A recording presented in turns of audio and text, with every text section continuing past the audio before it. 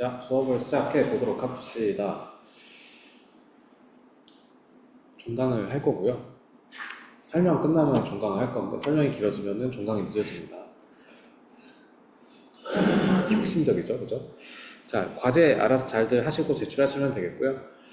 오늘 수업할 내용은 그러니까 JIT라고 하는 잭스의 거의 핵심적인 기능이라고 할 수 있는 그 내용에 대해서 좀 다루도록 하겠습니다. 저번 시간에 말씀을 드렸지만 잭스라고 하는 라이브러리이긴 한데 결국 이제 프로그래밍 언어처럼 좀 사용할 수 있게 좀 이렇게 만들어 놓은 형태고요. 대표적인 사용 방법은 컴파일을 할 수 있도록 만들어 주는 거라고 말씀을 드렸어요. 그래서 컴파일하는 거를 하기 위해서 우리가 순수 함수의 형태로 만들어서 연산을 하도록 만들었고, 그냥 라이브러리의 사용법 자체는 numPy를 좀 GPU를 사용하고 패러럴하게 작동하기 쉽게 만든 거에 지나지 않습니다. 잭스라고 하는 라이브러리 자체는 numPy를 GPU나 TPU나 이런 거에 대해서 연산을 쉽게 할 수 있도록 만들어져 있는 형태고, 그 기능 중에 좀 핵심적인 기능이 JIT이라고 하는 컴파일을 해서 사용할 수 있도록 만들어주는, 그거를 하기 위해서 우리가 잭스로 만든 함수들을 보통 순수함수의 형태로 만들어서 쓴다. 순수함수의 형태로 만들어서 쓰려면 여러 가지 제약적인 내용들이 있고, 그거를 해결하기 위해서 어떻게 하고 이런 것들을 설명을 당당하네, 쳐다보지도 않고 들어오네, 멋있어. 아무튼 그런 방식으로 구현을 했습니다.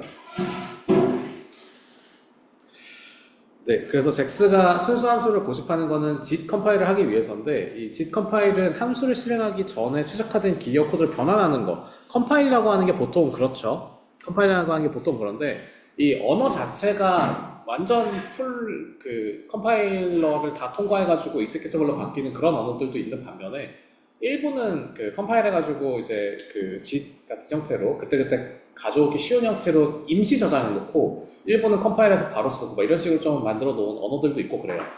이 JIT 형태로 작동하는 거가 대표적인 게 자바죠. 자바가 그런 방식으로 작동을 하고요. 자주 쓰는 라이브러리나 이런 코드 블락 같은 것들을 JIT 컴파일해서 임시 저장시켜 놓고 그거를 불러오는 방식으로 사용하는 게 자바가 가속하는 방식입니다. 아무튼 그런 거 알고 계시면은 그거였지 싶은 거고, 모르시면은 그냥 굳이 그렇게까지 자세하게 알 필요는 없어요. 그냥 컴파일러가 있다, 임시 저장을 시켜놓고 그거를 사용하도록 만들어준다.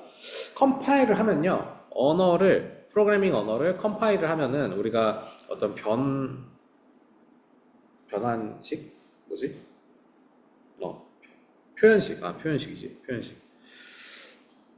표현식의 형태로 바뀝니다. 우리가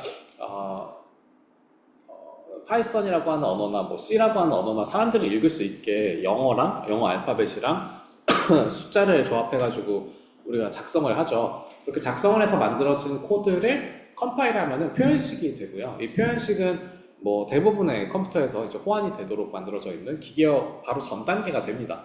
이 컴파일러를 통과한 이 표현식을 CPU에다가 던져주면 CPU가 알아서 처리해가지고 바로 명령어가 실행되는 구조예요. 그래서 거의 실행되기 직전에 형태가 이 표현식이 되게 되고요. 우리가 컴파일링을 하는 거랑 표현식을 얻는 거는 조금 달라요.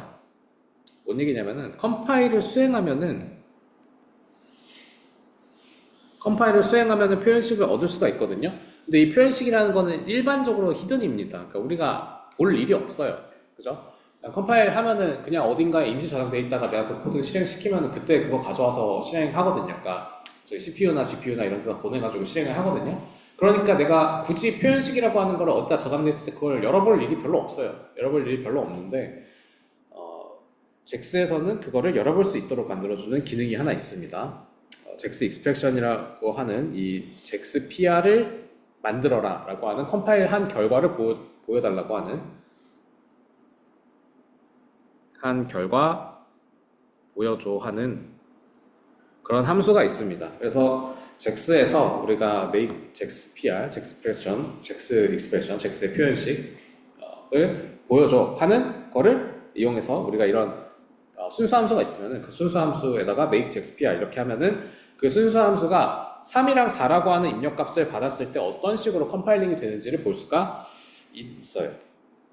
그래서 보시면은요, 우리가 이렇게 실행되고 그 다음에 그 결과가 3, 4라고 하는 걸 입력을 받아서 실행이 되는 거잖아요. 그랬을 때 우리가 이 make jax pr이라고 하는 거 실행되는 걸 보면은 이런 식으로 나옵니다. 이게 표현식이에요. A랑 B의 이 함수 자체는 X랑 Y라고 하는 입력값을 갖고 들어가기 때문에 A랑 B에, 그러니까 X랑 Y에 어떤 숫자가 들어가는지 지금 요 단계에서는 알 수가 없죠. 그죠? 요 단계에서는 알 수가 없으니까 A랑 B에다가 그냥 뭔지 모르겠으니까 대충 플로트 32로 때려 박는 거예요. 그러니까 우리가 어떤 데이터 타입이 들어와도 괜찮도록 플로트 32를 넣어 놓고요. 그리고 연산한 거, 곱셈하고 덧셈하는 연산을 이렇게 처리해가지고 리턴하도록 만들어주는 그런 표현식의 형태로 됩니다. 표현식 형태가 되고요. 그리고 나서 3이랑 4라고 하는 숫자를 넣어주면은 우리가 그게 경산돼서 결과가 나오도록 되어 있겠죠. 그런 식으로 만들어줄 수가 있습니다. 네, 기계와 같이 생기는 뭐가 나오는데 이게 이제 표현식이라고 하는 거고 A, B에다가 입력을 넣어주면은 이게 람다 함수의 형태라고 하는데 이 람다 함수의 형태는 람다 함수 써본 적 있는 사람? 람다 함수 뭔지 알아요? 뭔지 알아요?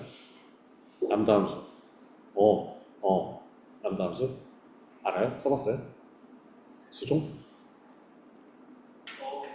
써봤어요. 네. 람다 함수는 되게 간단하게 함수 선언한 형태고 그죠? 람다 x 땡땡하고 x 별 2 하고 이거를 이렇게 하면은 나중에 펑션을 이런 데피니션 df라고 하는 저 데피니션 뭐 해가지고 함수 정의한 게 아니어도 우리가 이런 식으로 정의해도 여기다 x에다가 어떤 숫자 넣으면은 그 숫자대로 함수가 연산되도록 만들어주는 함수 표현 방식이에요. 좀 되게 간단하게 쓸 수 있는 방식이라서 여기저기 언어에 다 구현되어 있어요. 근데도 한 번도 안 봤다는 건 왜?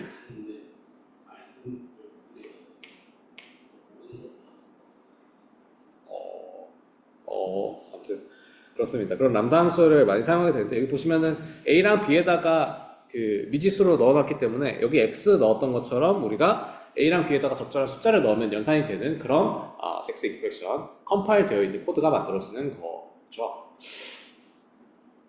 그렇습니다. 그래서 잭스 PR을 만들어낸 시점에서 컴파일이 끝났기 때문에 그 컴파일된 코드는 결정이 되어 있는 거예요. 그러니까 이미 만들어져 있어요. 그래서 그 컴파일이라고 하는 거를 하는 거다. 이 잭스 PR이라고 하는 컴파일하는 거를 하고 그 컴파일된 결과를 잭스 익스프레션으로 보여주는 거가 목적이다라고 생각하시면 되겠습니다. 자, 그 다음에 우리가 이 순수 함수가 아닌 경우에 보면은 우리가 함수 이렇게 있고 여기 보면은 이렇게 안쪽에 어떤 변수가 있고 중간에 프린트라고 하는 게 있어요. 자, 프린트가 대표적으로 순수 함수가 아니게 되는 원인 중에 하나라고 저번 시간에 설명했던 거 기억이 나시나요? 기억이 나시나요? 우리 연구실 친구들 날 봐줄래? 기억이 나시나요? 선우야 기억이 나시나요?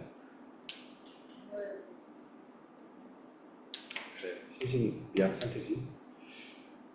그 프린트라고 하는 거는 결국 외부랑 커뮤니케이션을 해야 돼요. 그러니까 이 콘솔 창에다 띄워야 되기 때문에 외부랑 커뮤니케이션 안쪽에 있는 변수를 바깥쪽에다 보내야 되는 거란 말이에요.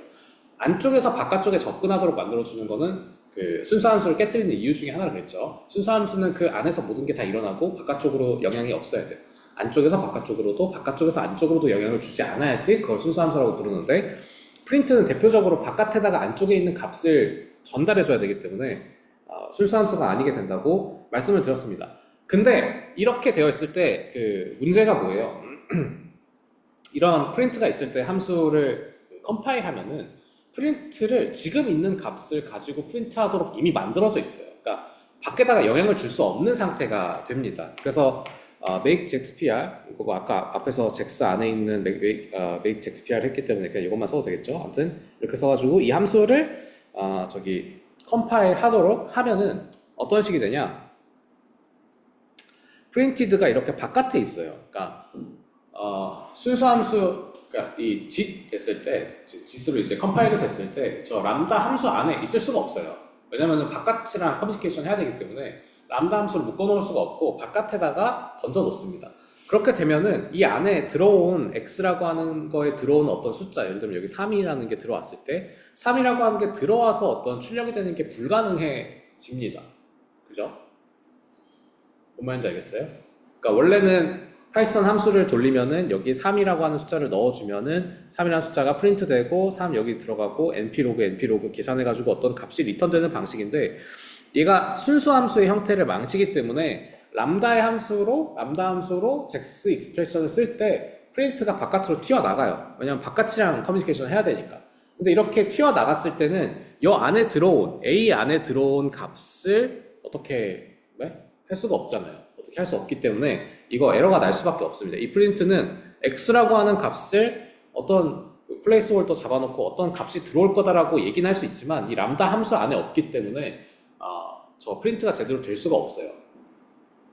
그런 문제가 발생합니다. 프린트는 외부와 상호작용하는 거니까 순수 함수가 아니게 되고요. 그래서 이 람다 함수 안에 들어가 있지 않기 때문에 우리가 이 잭스를 썼음에도 불구하고 이 프린트를 포함한 이 함수 전체가 속도가 빨라지는 것은 불가능해요.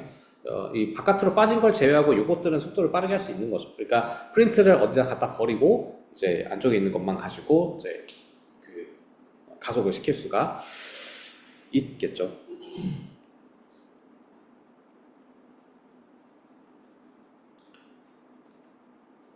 네. 그 다음에 보면은, 자, 근데 우리가 여태까지 볼 때 뒤에다가 자꾸 뭘 넣어주죠. 우리가 원래 그 make 잭스피아 이렇게 하면은 결국에는 컴파일하는 거기 때문에 뒤에다 숫자를 넣을 필요가 없거든요.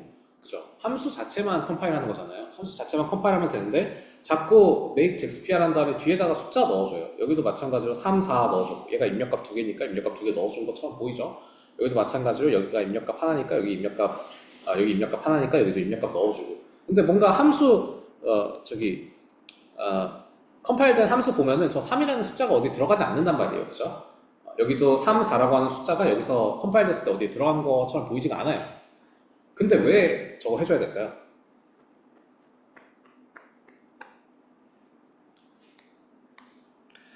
저거를 달아주면은 우리가 컴파일 할 때 조건을 알 수가 있어요. 입력값에 대한 조건을 알 수가 있거든요. C 언어를 다 배우진 않았겠지만 C 언어랑 파이썬의 큰 차이가 뭐냐면은 C 언어 같은 그 전통적인 언어들은 자료형을 우리가 지정을 해주잖아요. 인티저면은, 그러니까 정수형이면 정수형으로 지정을 해주고, 리스트면은 리스트로, 그러니까 어레이면 어레이라고 지정을 해주고, 플로트면 플로트라고 지정을 해줘요. 근데 파이썬의 장점이자 단점은 그게 자동이라는 거예요. 그래서 우리가 그게 어떤 건지 알 수 없으니까 컴파일이 안 되거든요. 그래서 우리가 여기에 어떤 값이 들어갈 건지 대충 형태를 맞춰서 넣어주면은 그 형태에 맞춰서 컴파일 되는 겁니다. 뭔 말인지 아시겠어요? 우리가 여기에다가 지금 집어 넣어 줄 때 보면은 여기 3.4점 이렇게 썼어요. 3, 4가 아니라 3.4점 이렇게 쓰는 거는 뭐예요? 부동소수점 자료형이라는 거를 명시적으로 알려주는 거예요. 파이썬에서는 저거밖에 못하죠. 저게 3인 인티저인지 그 플로트인지 이걸 알려줄 때 플로트라고 하는 것만 명시적으로 알려줄 수 있어요. 저렇게. 그래서 이렇게 3.4점 했기 때문에 여기 플로트 32로 들어가서 컴파일이 된 거예요. 여기도 마찬가지. 여기 3점 이렇게 넣었기 때문에 여기 들어가는 거 플로트구나 라고 생각해서 플로트에 대해서 컴파일이 된 겁니다. 자, 이번에 여기 봅시다. 우리가 이런 함수가 있는데 x가 들어왔는데 x.dim 어쩌고 하고 막 이런 거 보니까 x가 그냥 인티저, 그냥 플로트가 아니라 어떤 클래스, 그러니까 다른 라이브러리에 쓰는 어떤 클래스, 그러니까 커스터마이즈 되어 있는 클래스 데이터, 그러니까 인스턴스가 들어왔구나라는 거를 알 수 있는 거예요. 다른 클래스로 정의된 인스턴스가 들어왔구나라는 걸 생각할 수 있는 거죠. 그래서 봤더니 여기 make 잭스피알 하고 나서 여기 잭스 numpy array로 인티저 값들이 들어가 있는, 그죠? 1점, 2점, 3점이 아니니까 인티저 값들이 들어가 있는 array가 들어간다고 가정하고 컴파일해라 라는 명령을 주는 겁니다. 뭔 말인지 아시겠죠? 잭스 numpy array 형태로, 잭스의 numpy array 형태로 인티저 값이 1, 2, 3 이렇게 들어가는 랭스 3개짜리 3, 짜리, 그러니까 길이가 3, 그러니까 쉐입이 3 이렇게 되는 요거 가지고 컴파일 해라 라는 명령을 주는 겁니다.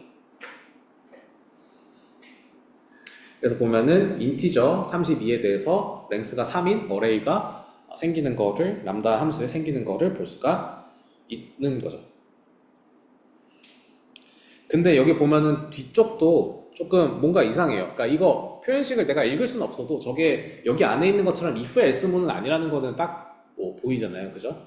if else문이면 저거보다 좀 더 길었겠죠. 근데 저기 let in 해가지고 하는 거 보면은 이 in이 앞에서 보면 그냥 return 함수예요. return 함수거든요. 보면은 return 함수가 바로 나옵니다. 이거 왜 그래요? 규빈?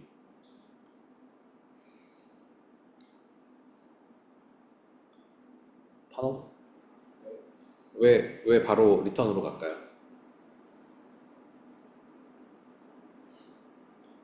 x가 랭스가 3이기 때문에 안쪽에 있는 if문이 if else문을 돌 이유가 없어요. 랭스가 3이라는 걸 이미 알고 있거든요. 디멘션이 3이라는 걸 알고 있어요. 그러니까 이쪽으로 바로 가서 컴파일 됐을 때는 어차피 지금 내가 x가 랭스가 3이니까 컴파일 되면 무조건 3이거든요. 그죠? 컴파일 됐을 때 랭스가 무조건 3인데 if else를 굳이 할 필요가 없어요. 나한테 이 x dim은 항상 3이거든요. 근데 if 부분을 굳이 컴파일에다 써놓을 이유가 없잖아요. 뭔 말인지 알죠? 네. 컴파일에서 굳이 if 문을 돌아갈 일이 없으니까 else 문으로 바로 가는 거예요. else 문에 리턴으로 바로 가가지고 그냥 리턴하는 것만 쓰는 겁니다. 아시겠죠? 그래서 이런 잭스를 컴파일할 때는 이런 if else 문 같은 거가 되게 까다로워요. 왜냐면 맨 처음 컴파일했을 때 값이 그러니까 맨 처음 컴파일할 때 넣은 값이 그걸 지정해 버리거든요. 그 쉐입을. 그래서 만약에 if문에서 변할 수 있는 걸로 내가 저 초기 값을 설정하면은 문제가 됩니다. 나중에 이것도 하고 싶은데 if dim 이보다 클 때 dim이 1인 거지 지금. x dim이 1이에요. xn dim이 1이라서 항상 이쪽으로 가는 거죠. 네, 어쨌든 나중에 xn dim이 2보다 커지면 우리가 그것도 쓰고 싶은데 지금 이렇게 맨 처음 초기 값을 이렇게 넣은 경우에는 절대로 그렇게 할 수가 없어요. 그럼 어떻게 해야 될까? 이렇게는 안 되니까 다른 방식으로 해야겠죠. 우리가 가속하고 싶은 부분만 가속하고 싶은 부분만 잘 모듈화해서 문제가 안 발생하게 그것만 컴파일해서 쓰도록 만들어줘야 됩니다. 그래요. 그래서 보면은 여기 랭스가 5가 되면은 여기 i32 5가 돼가지고 랭스가 5짜리인 어레이로 들어가고 마찬가지로 디멘전이 1이기 때문에 그냥 하나로 바로 리턴하는 방식으로 나오게 되는 걸 볼 수가 있습니다. 아시겠죠? 그런 게 조금 잭스 쓸 때 주의점이에요. 저는 지금 잭스를 배우는 게 얼마나 큰 의미가 있는지 잘 모르겠다고 생각이 드는 게 왜냐면은 옛날에도 토치 나오기 전에도 막 이런 라이브러리들 되게 여러 개가 있었는데 결국에는 토치로 통합을 시킨 거거든요. 그러니까 약간 쓰기 편하게. 잭스도 지금 봤을 때 제가 볼 때는 약간 별로예요. 그러니까 어느 이제 추가적인 라이브러리가 개발되고 추가적인 라이브러리를 같이 쓰고 막 이렇게 되는데 어느 순간 합쳐지지 않을까 싶기는 해서 그때 합쳐지고 나서 배워도 되지 않을까 뭐 이런 생각이 있긴 합니다만 어쨌든 그런 문제가 있습니다. 일반적으로 C 언어를 배우는 그런 문제들이랑 같아요. 네. 어쨌든 그렇게 해가지고 컴파일된 코드를 우리가 봤습니다. 근데 실제로 쓸 때는 make JXPR을 쓰는 게 아니라 JIT으로 바로 변환시키는 코드를 쓸 거거든요. 어떤 식이냐면은 이런 식이에요. 우리가 함수를 JIT으로 just in time 그러니까 컴파일하겠다. JIT이 컴파일하겠다라는 함수거든요. 컴파일할 때 어떻게 할 거냐? JAX JIT 함수에다가 함수를 집어 넣으면 됩니다. 근데 아까 make JXPR이랑 차이점이 뭐예요?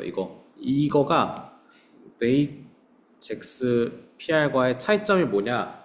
make JXPR 할 때는 우리가 함수를 make JXPR에 넣은 다음에 뒤쪽에다가 입력값을 넣어줬잖아요. 그죠? 입력값 2개면 2개 넣어주고 3개면 3개 넣어주고 입력값 넣어줘서 컴파일 하려면 입력값 있어야 되니까. 그죠? 아까 얘기했지만 컴파일 하려면 입력값이 있어야지 그거 쉐입이 얼마인지 자료형이 뭔지 아니까 입력값을 넣어줘서 컴파일 시켰단 말이에요. 근데 잭스 짓에서는 지금 컴파일 안 시켜요. 왜? 입력값이 없으니까. 컴파일 안 시킵니다. 이거 했을 때는 처음 불렀을 때 컴파일 안 합니다. 그냥 잭스 짓 컴파일 해야 되는 대상이라고 얘기만 해주는 거예요.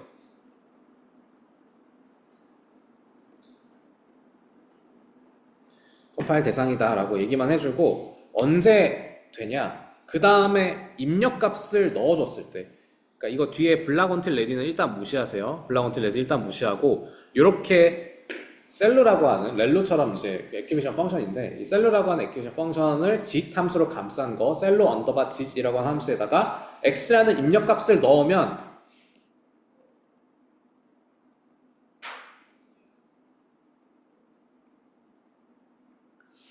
그 짓으로 함수를 선언하고 나서 사상 처음 그 함수가 콜될 때, 짓으로 선언된 함수가 사상 처음 콜될 때, 이때서야 이때 입력값으로 컴파일 됩니다.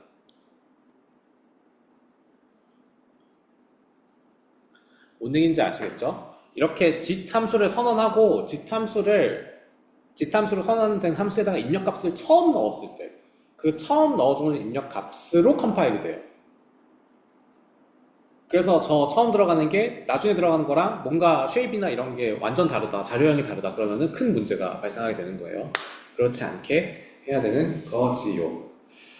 자, 그러면은 그 블락 언틸 레디는 뭐냐? 블락 언틸 레디는 동기화 시켜주는 겁니다. 여러분들 컴퓨터에서 코드 돌리면은 그 동기화라는 걸 시켜야 될 때가 있거든요. 시간 같은 거 측정할 때 그래요. 그 토치에서도 쿠다로 어떤 거를 돌리잖아요. GPU에 연결된 거 쿠다에다가 돌리면은 쿠다는 그 파이썬이랑 독립적으로 돌아요. 뭔 얘기인지 아시겠어요? 그러니까 파이썬이라고 하는 건 인터프리터가 하나로 정해져 있기 때문에 내가 얘랑 대화하는 거란 말이에요. 내가 얘한테 뭔가 그 질문을 하거나 뭔가 이제 명령을 시키면은 그거에 대한 거를 끝낸 다음에 나한테 리턴을 줘요. 그러니까 인터프리터 언어라는 건 그래서 대화형이라고 하는 건데, 그 함수 중에 그렇게 끝날 때까지 기다리는 게 아니라 비동기적으로 돌아가는 것들이 있어요. 에이싱크로너스하게.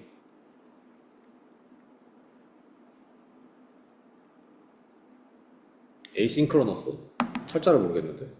아무튼 에이싱크로너스하게, 에이싱크 맨날 저기 뭐야, 에이싱크로 줄여서 하니까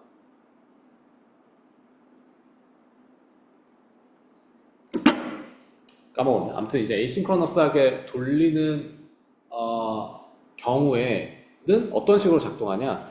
그러니까 예를 들어서 내가 코드를 실행시켜요. 코드를 실행시키고 나면은 컴퓨터 CPU나 뭐 이런 연산 장치가 기다리고 끝난 다음에 리턴, 이게 아니라 내가 코드 라인 1번 시키고 끝난 다음에 코드 2번 시키고 그 다음에 끝나고 리턴, 이런 식으로 가는 게 이제 파이썬이 돌아가는 방식인데, 에이싱크로너스하게 돌아가는 방식은 어떠냐? 잠깐만요.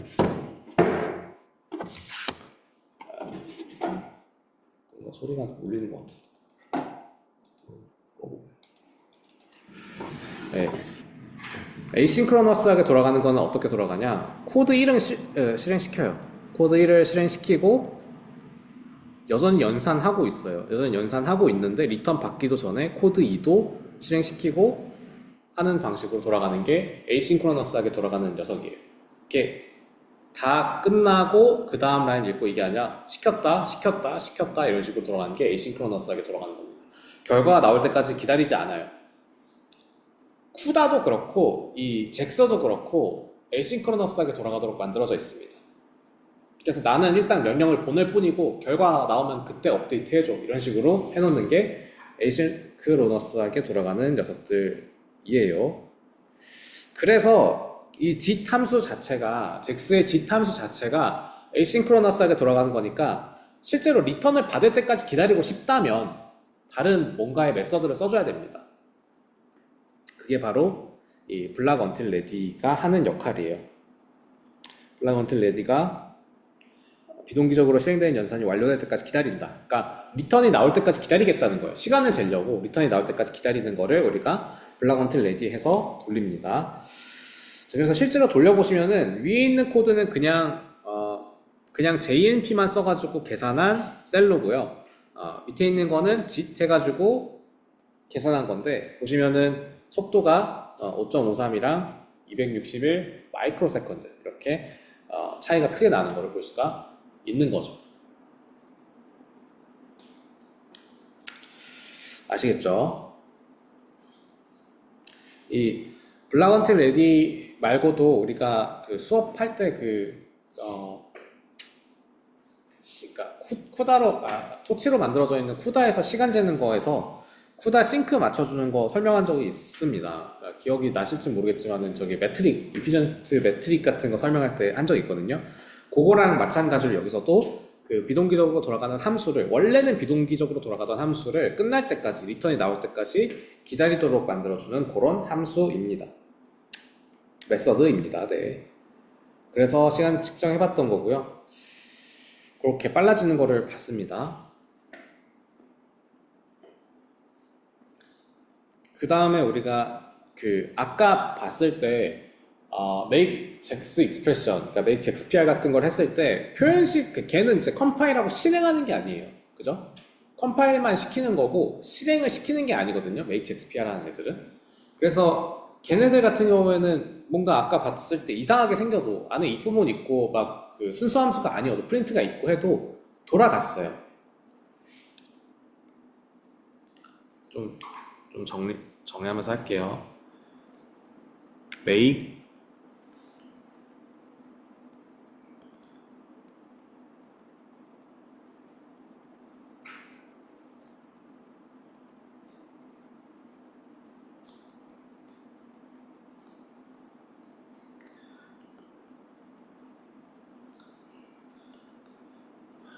이거는 이제 코드를 실행하는 목적이 아니라 그냥 표현식이 어떻게 되는지 보여주는 역할을 하는 함수였단 말이에요. 그러다 보니까 뭐 프린트가 안에 있고 if문이 있고 막 이런 그 순수 함수에 위배되는 것들이 있어도 그 에러가 나진 않았어요. 그냥 그거 가지고 표현식 만들면 되니까. 현재 들어온 입력값 가지고 표현식 만들면 되니까 에러가 나진 않았는데 일반적으로 JIT 컴파일은 그런 것들에 대해서 이미 좀 한번 검사하도록 되어 있습니다. JIT 써가지고 JAX JIT 해가지고 함수를 컴파일하려고 했을 때 만약 그 함수가 순수 함수가 아니면은 JAX에서는 에러가 나도록 만들어져 있어요. 그게 이제 make JAXPR과 JAX JIT의 차이죠.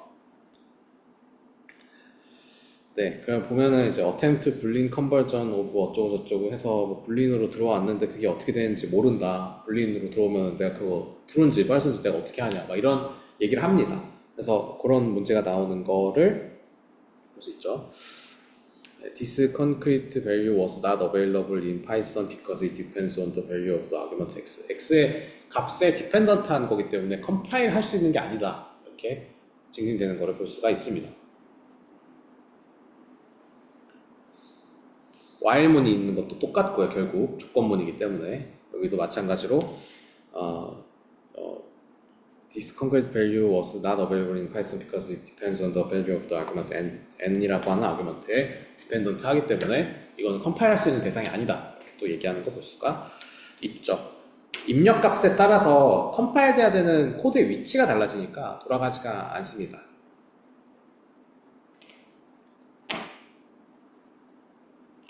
그래서 어떻게 이런 if문을 구현을 하냐, 그 안쪽에 있는 거를 가속하는 방식을 써요. 그러니까 if else문을 안 쓸 수는 없잖아요. if else문을 결국 쓰긴 써야 되니까 JAX JIT으로 묶을 때 그 if else가 담겨 있는 그 함수 자체를 JAX JIT으로 묶는 게 아니라 그 함수 내부에서 돌아가는 녀석을 JAX JIT으로 묶어요. 예를 들어서 while 함수에서, 그러니까 while 함수를 담고 있는 이 g inner jitter라고 하는 jit라고 하는 요거에다가 JAX JIT을 데코레이터로 달아주는 게 아니라 그 안에서 while문 안에 도는 이 녀석을 JAX JIT으로 가속하면은 된다는 거죠. while문 넌 그냥 원래 파이썬 하듯이 해라. 나는 이제 안쪽에서 돌아가는 조금 더 복잡한 녀석을, 그러니까 더 가속돼야 되는 부분을 가속하겠다. 순수 함수로 남아있는 부분을 가속하겠다. 이런 식으로 접근하는 게 첫 번째 방법이고요. 두 번째 방법은 매번 다시 컴파일 시켜주는 방법이 있어요. 아까 뭐라 그랬어요? 우리가 컴파일 했을 때 맨 처음 들어온 값을 기준으로 컴파일 한다 그랬죠. 맨 처음 들어온 값이 뭐 예를 들어서 디멘전이 1이었으면은 else 모드로 가도록 컴파일이 되고 디멘전이 뭐 3이었으면은 뭐 if문 쪽으로 if가 true일 때로 컴파일이 되고 이런다고 했잖아요.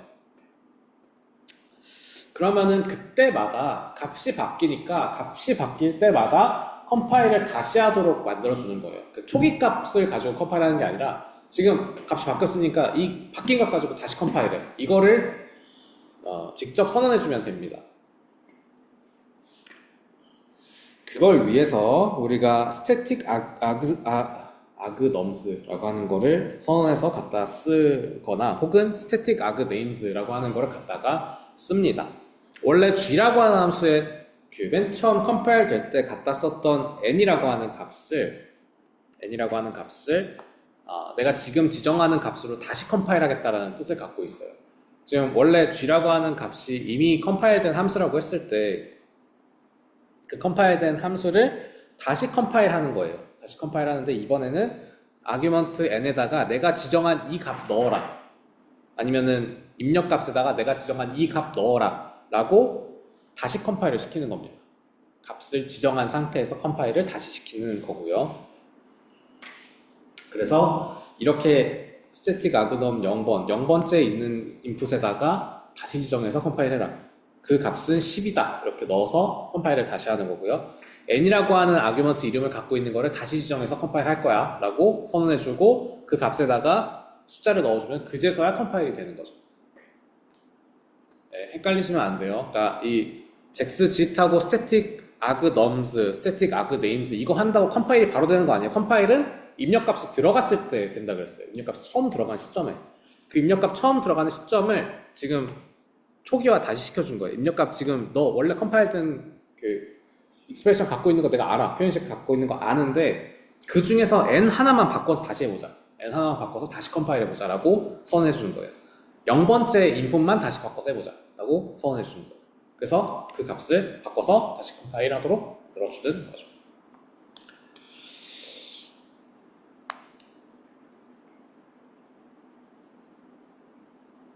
근데 이렇게 하면은 문제가 있어요. 뭐 여러 가지 문제가 있겠지만 가장 대표적인 문제는 그거죠. 컴파일을 매번 다시 해야 돼요. 컴파일하는 거 여러분들 코드 돌려보면 알겠지만 그 컴퓨터공학이든 뭐 C언어 이렇게 달라서 컴파일 해보는 언어 써보면 알겠지만 컴파일이 생각보다 시간이 많이 걸려요. 그죠? 그냥 익세큐트 하는 데는 막 0.001초, 막 0.01초 막 이렇게 찍히는데 컴파일 하는 데는 그래도 1초는 찍힌단 말이에요. 아무리 빨라도. 근데 매번 폼은 돌 때마다 값 변할 때마다 내가 컴파일을 해야 된다? 그거 좀 그쵸. 그죠? 시간이 너무 많이 도는 거죠. 그래서 이런 방식으로 리컴파일 하는 거는 잘 안 써요. 이 n이라고 하는 값이 진짜 레어하게 한 번 정도 전체 학습 프로세스에서 한 번 정도 변한다. 그럼 이거 써서 할 수도 있죠. 뭐 전체 프로세스에서 뭐 2번 정도 변한다. 뭐 그걸 쓸 수 있어요. 아니면 데이터가 막 100만 개인데 에폭을 5번밖에 안 돌고 데이터가 100만 개다. 그럼 데이터 돌아가는 동안에는 업데이트 안 하고 에폭 하나 증가할 때 한 번 다시 리컴파일 하는 거, 그 정도는 괜찮잖아요. 그죠? 데이터 100만 번 도는 거는 오래 걸려도 에폭 한 번 끝나고 나서 잠깐 리컴파일 하는 거는 뭐 괜찮으니까 그렇게 돌린다거나 이렇게 너무 많이 변하지 않는 값에 대해서만 이런 걸 지정해 두고 진짜 필요할 때만 리컴파일 하도록 해서 씁니다. 안 그런 경우는 대부분 방법 1을 써가지고 그 안쪽에 있는 거를 컴파일해서 쓰는 게 대부분이고요.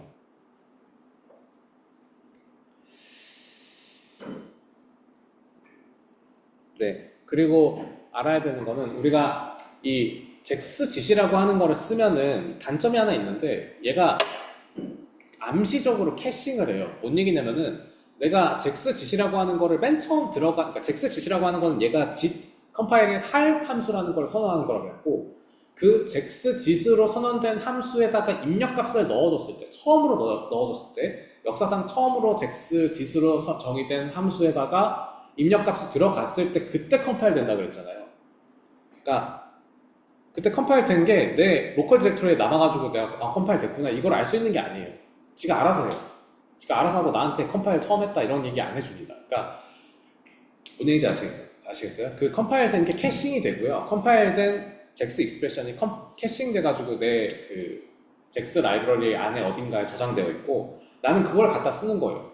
그거를 가가지고 직접 막 지우고 이런 게 가능은 한데 그렇게 편하게 되어 있지 않습니다. 암시적으로 구성되어 있어요. 그러니까 얘가 컴파일 했나 안 했나 이거를 알아보기가 어려워요. 그래서 컴파일이 됐는지 안 됐는지 이런 것들을 신경 안 쓰고 하려면은 함수를 실행시켰을 때 컴파일 한 번 하면 안 건드릴 수 있는 위치를, 안 건드릴 수 있는 함수를 컴파일 해가지고 쓰는 게 대부분입니다. 예를 들면은 신경방 연산 같은 경우는 뭘 해야겠어요? 매트릭스랑 매트릭스 곱셈하는 거를 가속해야겠죠. 그러면은 매트릭스 곱셈하는 거는 안쪽에 정해진 사이즈의 웨이트랑 정해진 사이즈의 입력값 x가 들어오면 연산할 거잖아요. 매트릭스 곱 연산할 거잖아요. 그죠? 정해진 사이즈의 w랑 정해진 사이즈의 x가 들어와서 이거 곱 연산할 거란 말이에요. 그러면은 그 리니어 연산에 대해서 플로트 32가 잔뜩 들어가 있는 리니어 연산을 미리 컴파일 해놓는 거죠. 그런 식으로 안 변하는 거. 연산이라고 하는 함수 자체는 안 변하니까 플로트 30이랑 플로트 32가 들어와서 함수 그 연산하는 것 자체는 변하지 않으니까 그 변하지 않는 것들에 대해서 잭스짓을 하는 거를 추천합니다. 그러니까 잭스짓은 안 변하는 거 위주로 하는 게 좋아요. 변하더라도 진짜 최소로 변하는 것들만 잭스짓으로 합니다.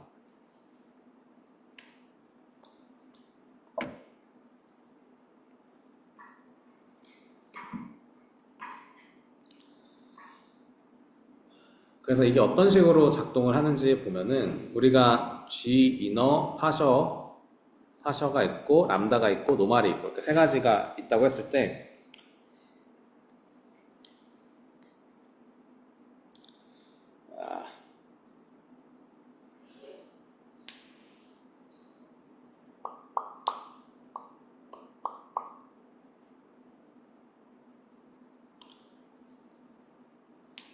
unzip loop body라고 하는 거는 하나 입력값 받으면 그 입력값에 1 더해서 리턴하는 거네요. 그죠? 그 입력값에다 1 더해서 리턴하는 녀석이고 그거를 파셜로 감싸서 잭스짓에다 넣는 게 있고요. 두 번째 람다 함수 같은 경우에는 람다 함수 안에다가 unzip loop body라고 하는 거를 넣어서 이제 잭스짓을 하는 게 있어요. 자, 이거 두 개가 그러니까 이게 각자 무슨 역할을 하고 있는지 이거는 의미가 없고요. 이거 왜 이런 식으로 만들어 놨냐면은 람다 함수가 매번 람다 이렇게 할 때마다 새롭게 함수를 정의해 버려요. 뭔 말인지 아시겠죠? 람다 함수나 파셜이나 이거 의미 있는 수식 아니거든요. 그냥 입력값 x를 그냥 그대로 넣어주잖아요. 여기 그냥 그대로 넣어주고 이것도 파셜하고 어떤 변수를 파셜하게 설정할 건지 이런 거 선언 전혀 안 했잖아요. 그냥 아무 의미 없는 거예요. 이 파셜 하든 말든 아무 의미 없고 이 람다 x 하든 말든 아무 의미 없거든요. x 입력값 받아서 그대로 넣어주니까 아무 의미 없는 함수인데 이걸 왜 했냐? 얘네들은 선언될 때마다 함수를 새 거로 바꿔요. 새 것처럼 인스턴스를 만들거든요. 새로 만드. 인스턴스가 새로 만들어졌다는 건 뭐냐면은 이전에 짓 했을 때 컴파일 됐을 거 아니에요. 이전에 짓해서 컴파일 된 거를 다음번에 이 이터레이션 돌아와가지고 while문 해가지고 이터레이션 돌아와서 다시 왔을 때 짓된 함수가 아니라 그러니까 컴파일 된 함수가 아니라 그냥 처음 보는 거예요. 계속 파셜 때문에 계속 처음 보는 함수처럼 보이니까 다시 와서 다시 컴파일하고 다시 와서 다시 컴파일하고 다시 와서 다시 컴파일하고 람다도 마찬가지로 이거 둘 다 while문 내에서 저 함수를 만날 때마다 컴파일을 다시 하는 거예요. 반면에 맨 마지막에 있는 거는 그냥 우리가 편하게 일반적으로 쓰던 잭스짓의 방식이죠. 처음 할 때는 컴파일하는 것 때문에 시간이 걸리겠지만 그 다음부터는 컴파일 된 걸 쓰니까 시간이 빨라질 거예요. 그래서 그 세 개를 속도를 비교해 보면은 매 이터레이션마다 새로운 함수처럼 인스턴스가 갱신되니까 인스턴스가 새 걸로 나오니까 컴파일을 매번 다시 해야 되는 것들은 보면은 600ms, 400ms 이렇게 나오는데 한 번 컴파일하고 그냥 연산 쭉 돌리는 거는 지금 1ms가 나오는 거죠. 속도 차이가 상당하다는 거예요. 그리고 while문 안에 있는 것만 저렇게 했는데도 속도가 빨라지는 거가 꽤 의미가 있다는 거죠. 그냥 넘파이 가지고 하는 것보다 훨씬 더 빠르게 할 수 있다. 자, 그리고 알아둬야 되는 거 자동 벡터화라고 하는 기능이 있습니다. 우리가 잭스가 뭘 위해서라고 얘기하면은 XLA, 그러니까 Accelerated Linear Algebra 연산, 그러니까 선형대수적 연산을 가속해서 하겠다는 거가 이제 잭스의 기본적인 아이디어잖아요. 근데 그 잭스가 선형대수적 연산을 하기 위해서 좀 필요한 것들이 있는데 그게 벡터화를 해놓으면 편합니다. 벡터화를 해놓으면은 그냥 그 위치 인덱스만 알고 있으면 두 벡터의 곱은 쉽잖아요. 그죠?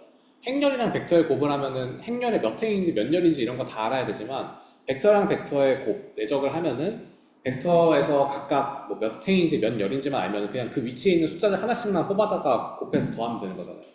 그러니까 벡터로 계산되어 있으면 연산이 훨씬 더 편해지는 경우들이 많이 있습니다. 그래서 벡터화를 얼마나 잘하는지가 되게 중요하고 이거 저기 컨볼루션에서도 우리가 연산할 때 그 컨볼루션 연산은 원래 이제 2D로 되어 있는 폼은 두 번 돌아야 되는 X축으로 Y축으로 폼은 두 번 돌아야 되는 거 일렬로 만들어가지고 컨볼루션 한 번에 벡터 룹으로 하는 것도 있었잖아요. 이미지 컬럼 해가지고 이제 컬럼의 벡터 형태로 만들어가지고 우리가 컨볼루션 하는 그런 경우도 있었는데 얘도 마찬가지예요. 그러니까 우리가 선형대수적 연산을 빠르게 하려면 벡터로 만들어야 되는데 잭스가 들어오는 모든 어레이를 그 벡터화하는 메서드가 기본 지원됩니다. 그래서 이렇게 V맵이라고 하는 그 벡터로 매핑을 시킨다는 거예요. 벡터로 매핑을 시키는 함수가 기본 지원이 되기 때문에 편하다, 최고다 그 얘기고요. 그래서 우리가 여기 있는 예시는 그러니까 1차원 컨볼루션 연산을 하는 건데 우리가 X가 A 레인지 5 하면은 뭐예요? 0부터 4까지 있는 그 어레이가 생기는 거죠. 이렇게 들어있는 어레이가 생기고요. 그 어레이에서 W를 2, 3, 4라고 하는 게 들어있는 컨볼루션을 이렇게 2, 3, 4 연산하고 이렇게 2, 3, 4 연산하고 이렇게 2, 3, 4 연산하는 1D 컨볼루션을 하겠다 라는 거거든요. 그래서 그렇게 했을 때 어떤 식으로 우리가 수식을 짜냐, 그냥 파이썬 가지고 하면 이렇게 하는 거죠. X 있고 W 있으면은 아웃풋 저장할 거 미리 공간 만들어 놓고 거기다가 한 칸씩 움직이면서 레인지 1부터 레인지 마이너스 1까지, 그러니까 하나 적게 가는 것까지 해가지고 이동하면서 거기 있는 위치들을 닷 프로덕트 하면 됩니다. 그죠? 두 벡터를 닷 프로덕트 하면 되는 거죠. 내적을 하면 되는 거죠. 그게 컨볼루션의 정의잖아요. 그죠? 그래서 그렇게 하는 거를 이런 식으로 짜놓을 수가 있어요. JNP 닷 하고 저렇게 그 위치에 해당하는 거 내적하도록 만들어주는 방식으로 해서 어펜드하고 리턴하도록.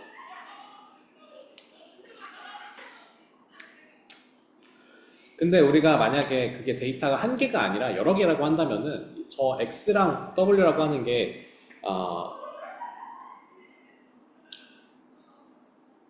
벡터 뭐 데이터 하나 이게 아니라 행렬의 형태로 되어 있어서 우리가 연산이 약간 느려집니다. 내부적으로 들어갔을 때 포문이 돌아가야 되잖아요. 포문이 돌아가야 되기 때문에 속도가 느려지거든요. 근데 저거를 미리 벡터화 한 다음에 연산을 수행하면 훨씬 더 빠르게 할 수 있겠죠. 그거를 V맵이 지원하는 겁니다. 그래서 우리가 X를 두 개 쌓아가지고 만든, 뭐 예를 들면 배치 데이터가 있는 거죠. 데이터가 한 개가 아니라 데이터가 여러 개 있는 X가 여러 개가 되고 W는 같은 W를 적용할 거기 때문에 같은 W를 쌓아도 상관없습니다. 같은 W를 쌓아서 행렬의 형태로 만든 다음에 그 행렬의 형태로 되어 있는 배치 데이터를 이제 배치 데이터예요. 배치 데이터를 그 W를 갖고서 연산하는 거를 만들어주면은 그거 좀 잘리겠지만 컨볼브하고 아까 봤던 그 배치 데이터 몇 번째 인덱스에 들어가는지 그거 그대로 넣어주는 겁니다. 아까 XS랑 WS랑 그 위치에서 연산하는 거 I번째랑 I번째 이렇게 뽑아서 I번째 배치 데이터에 대해서 서로 컨볼루션 연산해가지고 스택해서 리턴하도록 만들어주는 함수. 간단하게 위에 있는 거를 조금 그 배치 데이터 형태로 바꾼 것 뿐이에요. 근데 이렇게 하면 행렬에 대한 연산을 해야 되기 때문에 느리다. 행렬 때문에 우리가 여기 지금 포문이 생기는 거잖아요. 배치 데이터라서 이런 포문이 돌아야 된다. 이것 때문에 느려진다. 루프가 코드에서 가장 없애야 되는 것 중에 하나죠. 루프가 시간이 오래 걸리기 때문에. 오버헤드가 뭐 2중, 3중으로 생기는 게 루프이기 때문에 어쨌든 그래서 이런 거를 줄이는 거를 해야 된다. 네, 결과는 정상적으로 당연히 나오는데 저 포문을 도는 것 때문에 속도가 느려요. 속도가 느리니까 이거를 수동 벡터화로 바꾼다. 그러니까 자동 벡터화가 지원이 되는데요. 잭슨은 지원되는데 여기서는 이해를 위해서 수동 벡터, 그러니까 벡터화라는 게 뭔지 이해를 위해서 수동으로 해본다는 얘기예요. 보시면은 XS랑 WS가 들어왔을 때 우리가 XS, WS를 각각의 배치 데이터에서 구하던 거를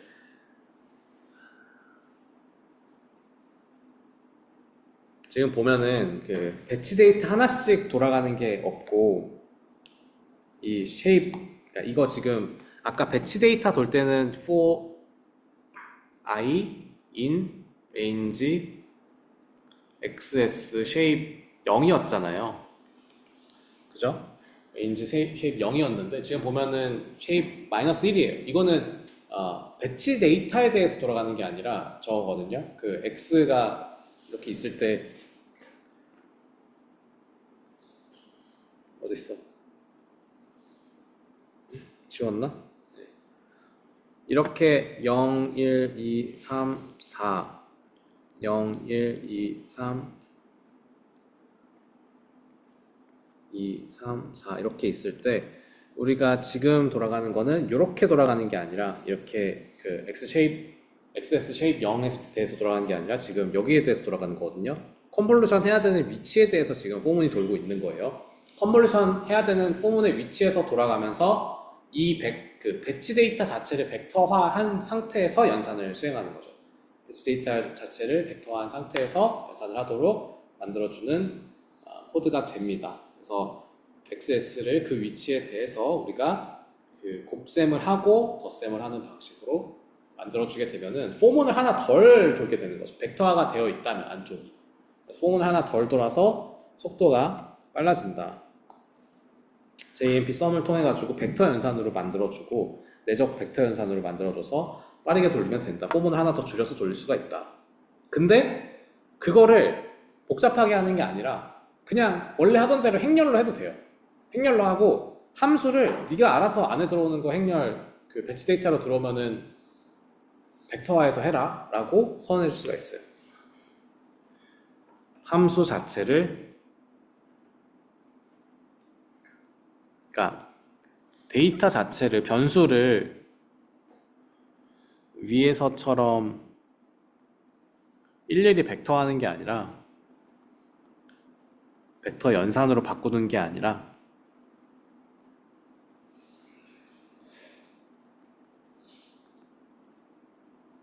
이렇게 행렬을 주로 이제 행렬로 입력을 받는 것들은 보통 배치 데이터에 대한 연산하는 녀석들이에요. 입력으로 받는 함수한테 알아서 벡터 연산으로 해라 하고 선언해 줄 수가 있어요. JAX V맵을 통해서 저 컨볼루션 연산이 입력값으로 행렬을 받는다고 해도 네가 알아서 너 어차피 컴파일 할 거잖아. 컴파일 할 때 행렬 연산 포문 돌게 하지 말고 그거 벡터 연산으로 바꿔. 너 어차피 컴파일 하려면은 루프 없어져야 되잖아. 뭐 이렇게 얘기를 해주는 거예요. 아시겠죠? 그래서 일반적으로 이 그 V맵은 배치 데이터를 다루는 함수에 대해서 배치 데이터를 벡터화하는 거에 쓰여요. 배치 차원에 대해서 일반적으로 벡터화할 때 이 V맵을 쓰게 됩니다. 그래서 V맵 컨볼브하고 해주면 되고요. 이 in axis, out axis 요것들은 어느 차원을 그 벡터화 할 거고 어느 차원이 그 벡터화된 차원으로 출력될 건지를 나타내는 거예요. 입력과 출력에서 어느 차원에 대해서 벡터화할지 지정하는 거가 in axis, out axis가 됩니다.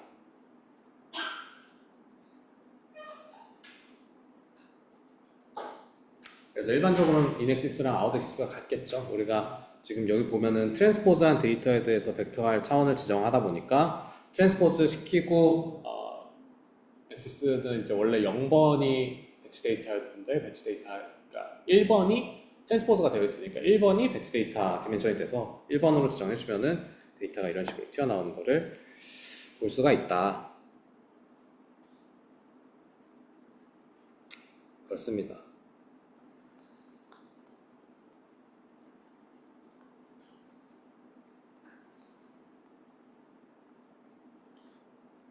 그 다음 뭐지? 잠깐만요.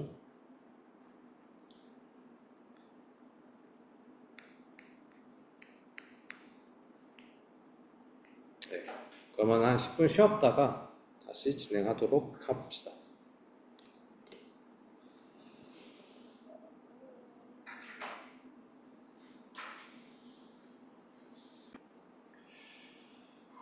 자, 그러면은 다시 하기 전에 잠깐만요.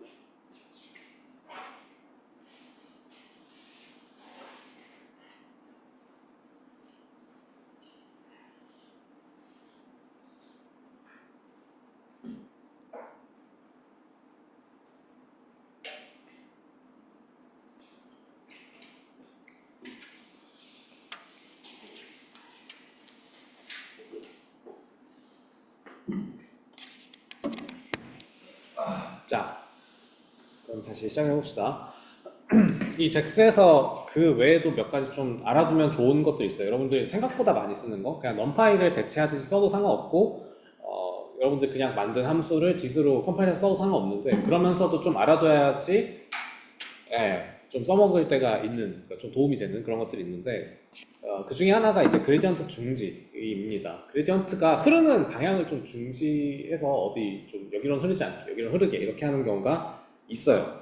토치에서는 그 디태치로 만들죠. 그러니까 아예 그냥 그래드, 그러니까 리콰이어 그래드를 끄는 경우도 있는데 그레디언트를 요구하지 않는 파라미터로 바꿔버리는 경우도 있는데 이 디태치를 하면은 거기에서 그레디언트 백워드 백프로파게이션 하는 게 멈춰요. 백워드를 실행시켰을 때 백프로파게이션 하다가 거기에서 멈춥니다. 그 아래쪽으로 흘러가지 않게 돼요. 그런 식으로 만들어주는 거를 이제 토치에서는 하는데 잭스에서도 비슷하게 스탑 그레디언트라는 거를 이용해서 우리가 그 위치에서 그레디언트가 흐르는 거를 막아주는 방식을 씁니다. 예를 들어서 우리가 강화학습 TD-러닝 같은 거에서는 이런 식으로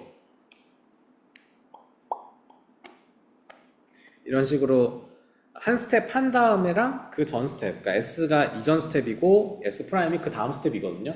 그 두 개 사이의 차이를 가지고 그 그레디언트를 흘려줘야 돼요. 근데 이 그레디언트를 흘려줄 때 지금 V 세타가 두 개가 있잖아요.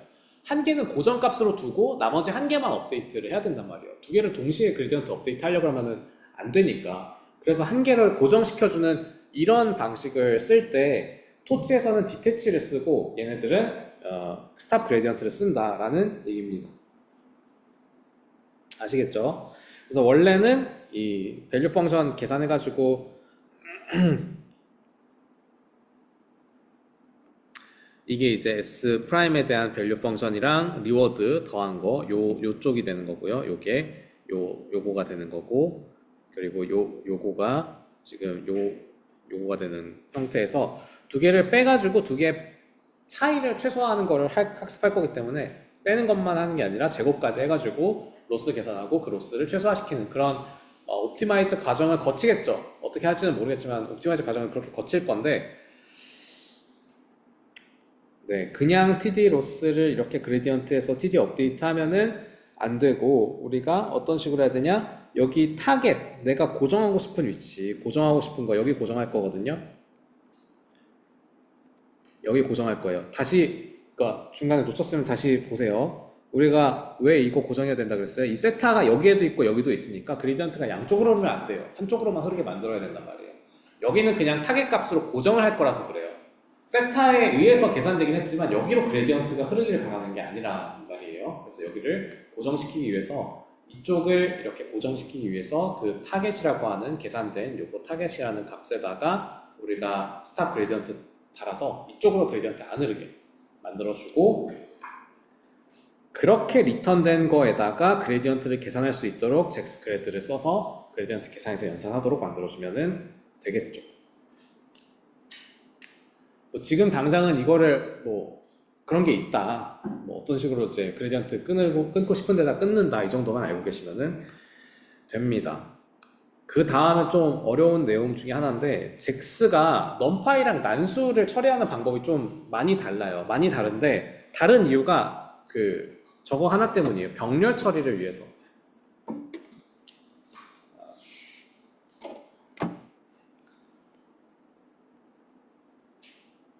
병렬 처리를 위해서 난수를 다루는 방법이 좀 다릅니다. 병렬 처리를 할 때 난수 다루는 게 어려운 이유가 있어요. 병렬 프로그래밍 자주 쓰는 사람이 없죠, 여기. 병렬 처리해서 써본 적 별로 없죠. 있어요?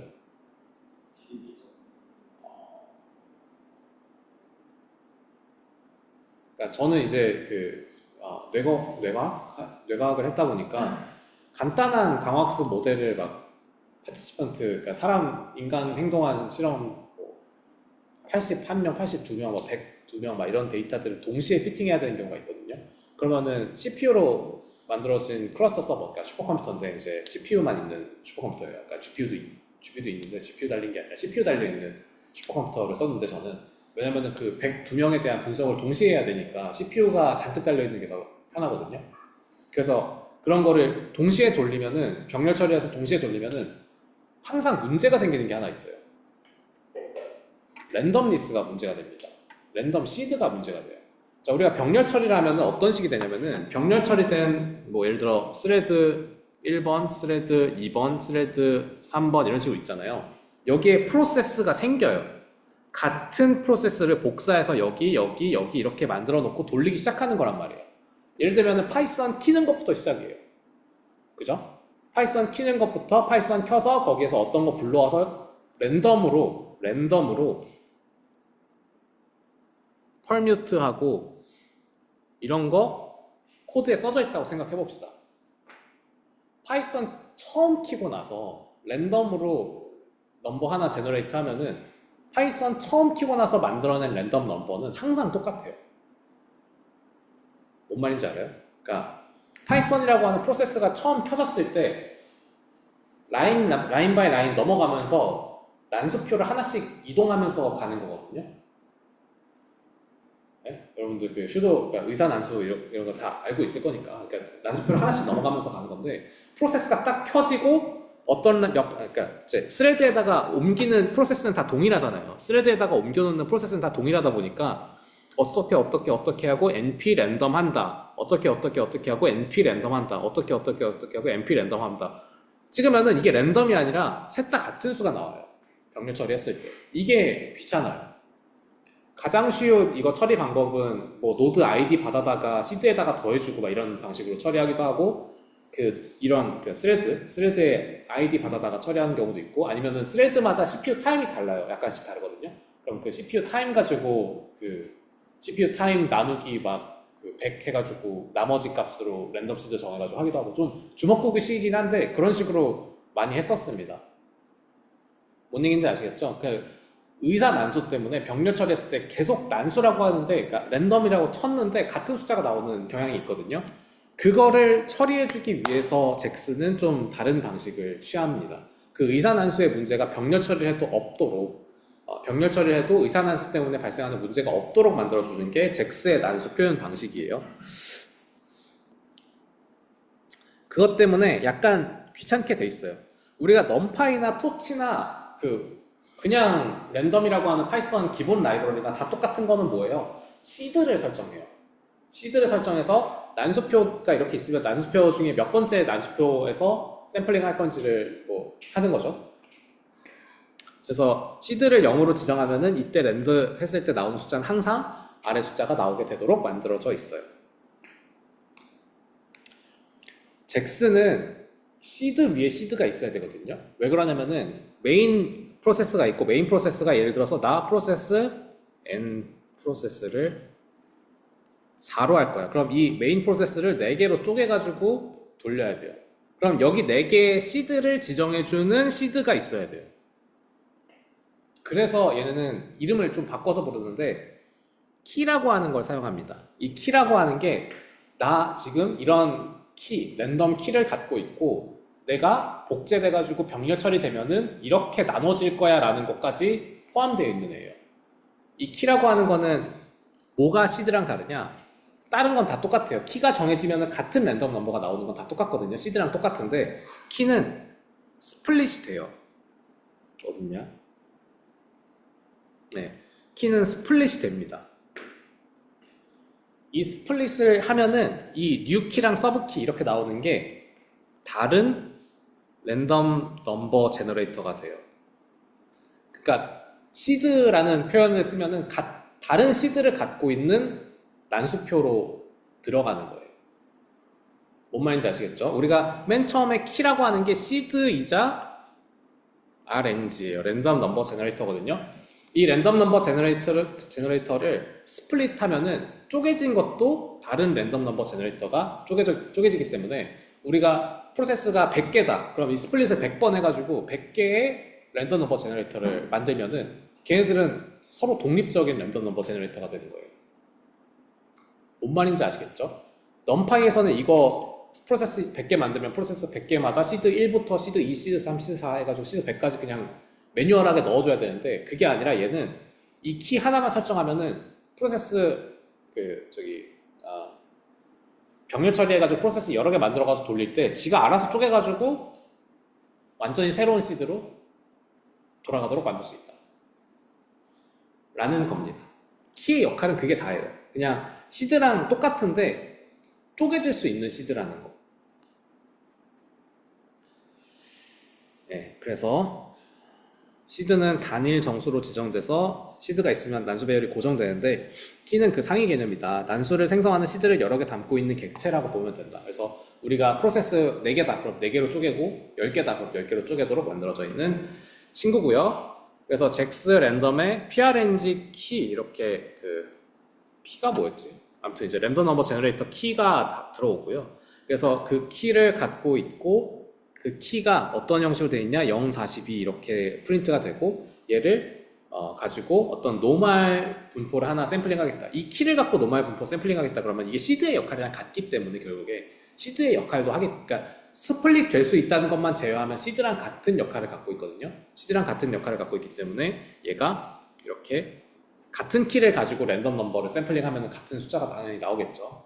같은 시드 갖고 샘플링하는 거랑 똑같이 이런 식으로 쓰일 수 있는 녀석이에요.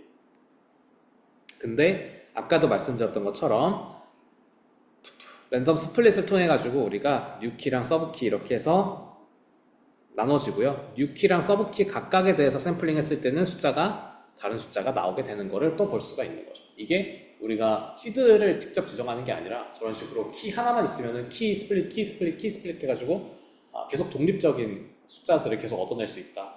계속 독립적인 시드들을 얻어낼 수 있다는 얘기입니다. 그런 얘기고요. 그리고 파이트리라는 개념이 있는데 요거가 좀 귀찮아요. 그러니까 이게 한 번 언급하고 한 번 이해하고 넘어가면 끝인데 이 파이트리라는 개념을 알아야 돼가지고 좀 귀찮은 부분인데 뭐 하는 거냐면은 우리가 파이썬에 있는 자료 구조가 되게 다양하게 있잖아요. 근데 그거를 우리가 이해할 때 트리 형태로 이해하자라는 게 파이트리라고 하는 표현 형식이에요. 그러니까 파이트리라는 표현 형식이 왜 쓰이냐? 뭐 그냥 쓰는 거예요. 그러니까 어떤 개념이냐면은 예를 들어서 이렇게 리스트 안에 숫자가 들어있는 리스트가 또 있는 경우가 있잖아요. 그죠? 리스트 안에 숫자 리스트가 또 있는 경우 이런 경우도 있고 리스트 안에 딕셔너리도 있고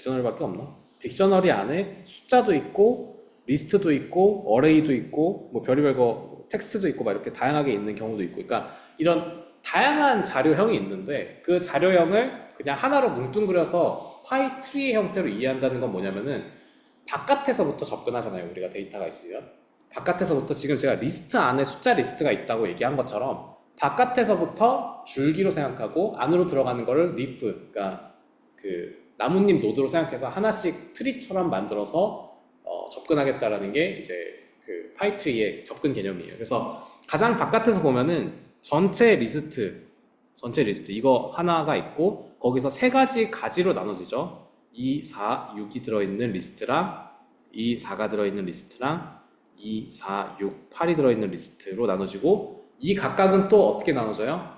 2라고 하는 숫자가 들어있는 거, 4라고 하는 숫자, 6이라는 숫자, 세 개로 또 나눠지는 거예요. 얘도 2, 4 이렇게 나눠지고 얘도 2, 4, 6, 8 이렇게 나눠지는, 이런 형식으로 데이터를, 그러니까 이런 리스트라고 하는 어떤 자료형을 표현하는 거를 우리가 파이트리 표현 형식이라고 불러요. 그냥 이런 게 있어요. 이거를 잭스에서 왜 중요하게 생각하냐면은, 파이트라는 특정한 클래스로 선언하는 게 아니라 그냥 이런 기본 자료 구조를 이해하는 방식이고요. 이거를 왜 알고 있어야 되냐, 나중에 이 잭스에서 파이트리 형식으로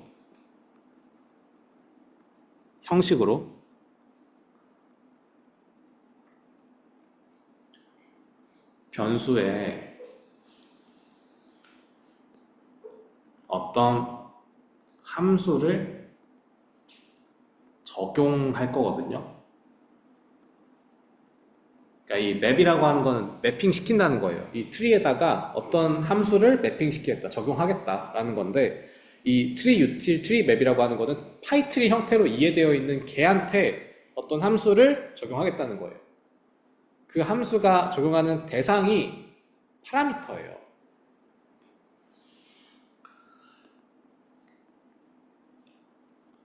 일반적으로 파라미터가 리스트 안에 딕셔너리로 되어 있거든요.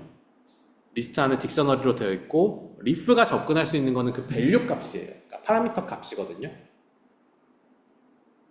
그래서 뭐 굳이 한번 그려보자면은 리프가 이렇게 있고, 맨 처음에 그 전체 리스트가 있고, 그 안에 뭐 파이토치 기준으로 보면은 레이어가 있는 거죠. 레이어 1번이 있고, 레이어 1번이 있고, 레이어 2번이 있고, 레이어 3번이 있고, 이런 식으로 쭉쭉쭉 있고, 그 안에서 웨이트가 있고, 바이어스가 있고, 웨이트 안에 있는 값이 있고, 그죠?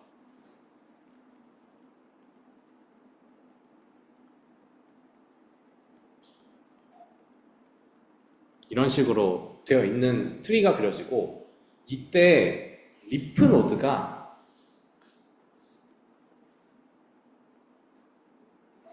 항상 파라미터가 담겨 있습니다.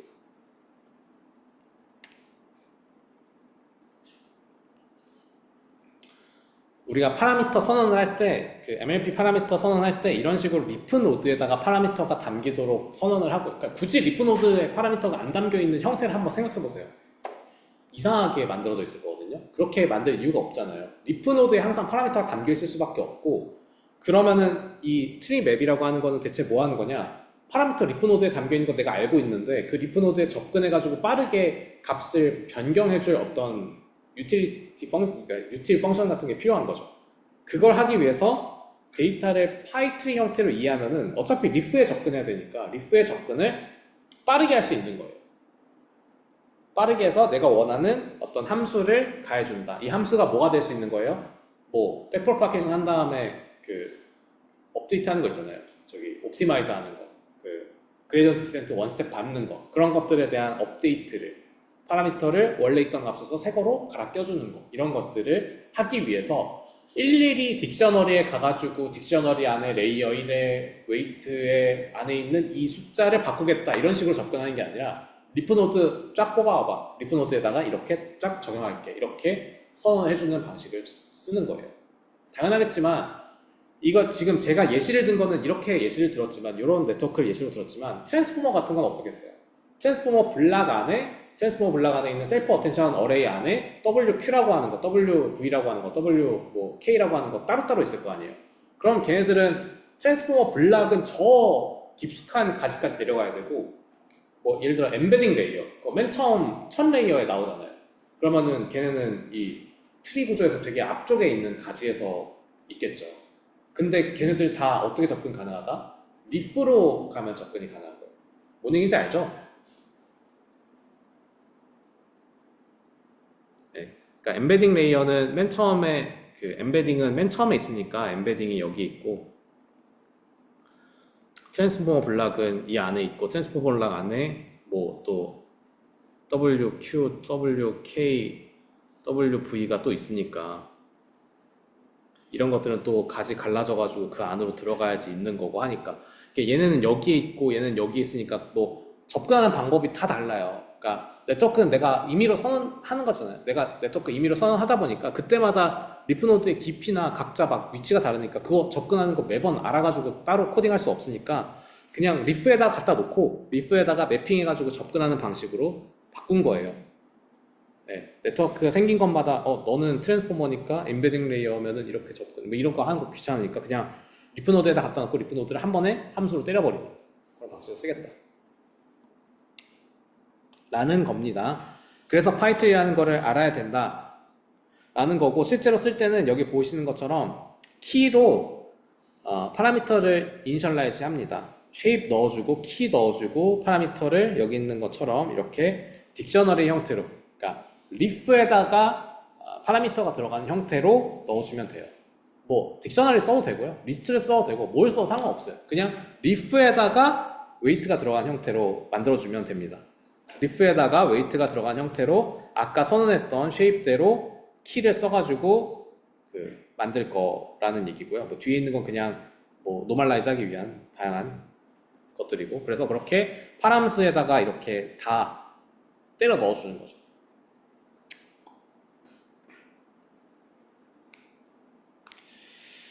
네.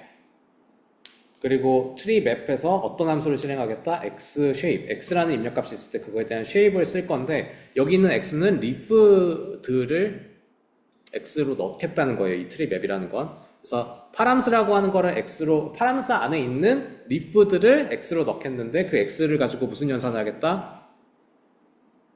shape 연산을 하니까 그 각자 리프 위치에 있는 웨이트들의 shape들이 찍히겠죠. 보면 여기 이렇게 찍힌 거 보입니다. 그죠? 쉐입들이 각각 쉐입들이 얼마다 이렇게 찍힌 게 여기 맨 마지막에 리프들의 쉐입들이 나와. 저런 식으로 씁니다.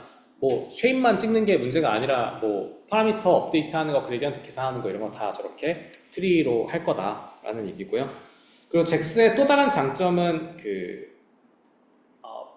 병렬화가 쉬운 건데 pmap이라고 하는 함수를 쓰면 됩니다. 그러니까 패러럴하게 매핑한다는 뜻이에요. 그러니까 아까 벡터로 매핑했던 거랑 똑같아요. 그냥 pmap 그냥 써서 하면 됩니다. 어딨어? 네, 그냥 함수를 pmap에다 넣어가지고 선언해서 그냥 돌리면은 알아서 쪼개가지고 돌아가게 돼 있습니다. 그러면은 그러니까 디바이스 개수는 어떻게 설정해 주나요? 그거는 잭스 가지고 설정을 따로 해줘야 돼요. 네.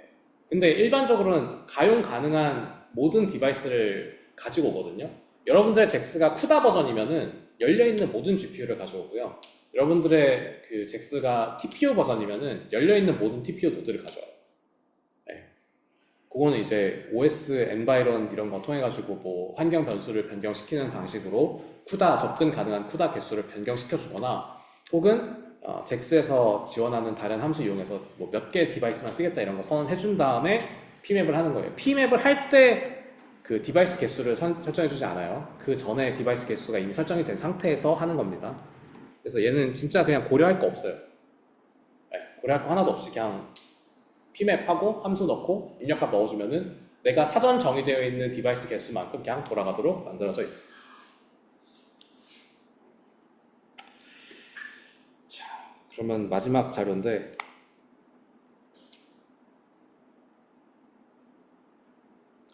플렉스에 대해서 다룰 건데요. 플렉스에서 다루려면 우리가 상태에 대해서 이해해야 됩니다. 상태가 뭐냐면은 우리가 순수함수로 코딩을 해야 된다고 했잖아요. 순수함수로 코딩해야 되는데 순수함수로 코딩하려면 결국에는 우리가 저기 함수를 컴파일하고 하려면은 파라미터 같은 경우에는 좀 빼놔야 된단 말이에요. 파라미터도 컴파일러에 의해서 고정된 어떤 연산값으로 들어가면 안 된단 말이에요. 걔는 계속 업데이트 돼야 되니까. 파라미터뿐만 아니에요. 옵티마이저 스테이트도 그래요. 그러니까 우리가 아담 같은 거 하고 혹은 이제 RMS 프로 같은 거 하면은 뭐죠? 모멘텀. 그러니까 옵티마이저에서 모멘텀 값들 같은 게 계속 업데이트가 되잖아요. 저장돼야 된단 말이에요. 그럼 컴파일을 매번 다시 해야 된단 말이에요. 그러니까 엔드 투 엔드로 모든 포워드 연산, 백워드 연산, 그레디언트 디센트 업데이트 하는 원스텝 업데이트 하는 것까지 전부 다를 잭스로 묶을 수가 없고요.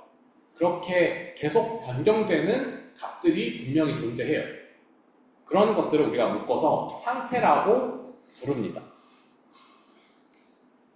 순서 함수의 형태로 빼고 나면은 계속 업데이트 돼야 되는 값들을 우리가 계속 변해야 되는 파라미터 값들 같은 것들을 우리가 상태라고 묶어놔요.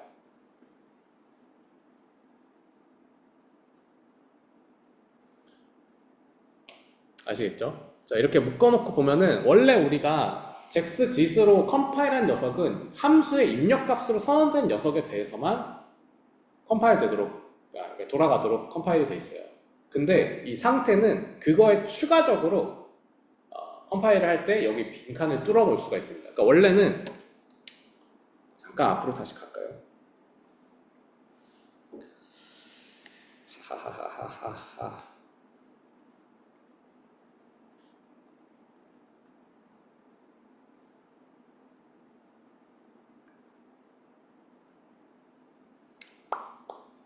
여기에서 이런 식으로 우리가 입력값에 대해서만 함수의 입력값에 대해서만 우리가 컴파일이 빈칸으로 뚫어놓고 컴파일 되는 게 함수의 입력값에 대해서만 빈칸으로 뚫어놓고 컴파일 했거든요. 그죠? 여기 같은 경우에는 뭐 어떤 숫자가 들어올지 모르겠지만 인티저 맞나? 네, 플로트 32가 들어올 거고 플로트 32가 들어오면 이런 연산할게 라는 식으로 입력값으로 A만 받았어요. 근데 플렉스를 쓰면은 그거 말고 다른 녀석들도 그렇게 빈칸으로 뚫어놓고 컴파일하는 게 가능하게 만들어줄 수가 있습니다. 원래는 매번 바뀔 때마다 컴파일을 다시 했어야 되는데 그렇게 안 해도 되도록 만들어주는 게 플렉스의 역할이에요. 그런 상태를 관리해줍니다. 플렉스의 역할이 두 개인데 하나는 이제 NN 모듈 같은 토치에서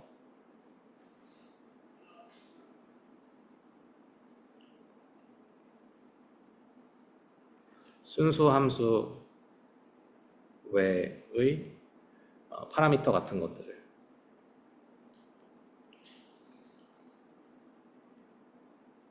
컴파일 할 때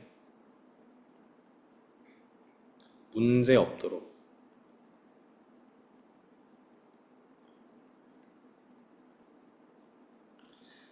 파라미터 값은 계속 변해야 되는데 이 피드포워드 함수를 다시 컴파일 되고 이거를 반복해야 되니까 그렇게 안 하고 상태라는 개념을 도입해서 이 나중에 넣어줄 테니까 일단 여기에 뭐가 있다고 가정한 채로 컴파일 해라 라는 식의 선언을 미리 해주는 거예요. 그러니까 여기다가 나중에 파라미터가 이렇게 들어올 거다, 파라미터가 들어올 거니까 들어와 있다고 가정하고 연산을 일단 컴파일 해라 라는 식의 접근이 가능합니다. 옛날에 이게 뭐 여러분 굳이 알 필요는 없는데 옛날에 텐서플로 0.x 버전 이런 식으로 코드가 짜여져 있어요. 그래서 이 플레이스 홀더에 플로트 32라고 하는 어떤 숫자가 들어올 거다라고 A라는 숫자에 숫자를 안 넣어주고요. A라는 숫자에 숫자 안 넣어주고 여기에 플로트 32에 어떤 숫자가 있다고 가정을 해봐 라는 식으로 시작해요. 그렇게 시작해서 연산을 하고요. 그러니까 이 연산하면 덧셈이 이루어질 것 같은데 덧셈이 이루어지는 게 아니라 덧셈이라고 하는 연산이 정의가 되는 거예요. A에 어떤 숫자가 있고 B에 어떤 숫자가 있으면은 여기는 A랑 B라고 하는 숫자에 어떤 숫자가 들어오면은 그걸 더한 숫자가 들어가는 거예요. 개판이죠. 근데 이런 식으로 컴파일도 이루어져요. 그 다음에 이제 run 했을 때 여기에 A에다가 어떤 숫자 넣고 B에다 어떤 숫자 넣어주겠다고 선언하면은 그제서야 결과가 이 맨 마지막 결과가 나오도록 돼 있어요. 이거 가지고 코딩했던 때가 제가 2018년 때? 그러니까 얼마나 좋은 세상이야, 그죠? GPT 딸깍하면 그냥 되는 거를. 그래서 화가 나. 여러분들이 디버깅 못했을 때 화가 나. 나는 이거 세션 런 해가지고 이거 플레이스홀더로 플로트 30 막 이렇게 돼 있는 거 가지고 디버깅 했었는데 그렇다. 아무튼 그래서 이런 식으로 했을 때도 마찬가지로 이렇게 플로트 30이라고 하는 거에 들어갈 거다라고 선언하고 한 것처럼 파라미터도 들어갈 거다라고 선언하고 하면 됩니다. 그러니까 원래 함수의 입력값 외에도 다른 하나를 변형이 가능한 형태로 추가적으로 변형이 가능한 형태로 만들어주는 게 이 플렉스에서 하는 역할이다.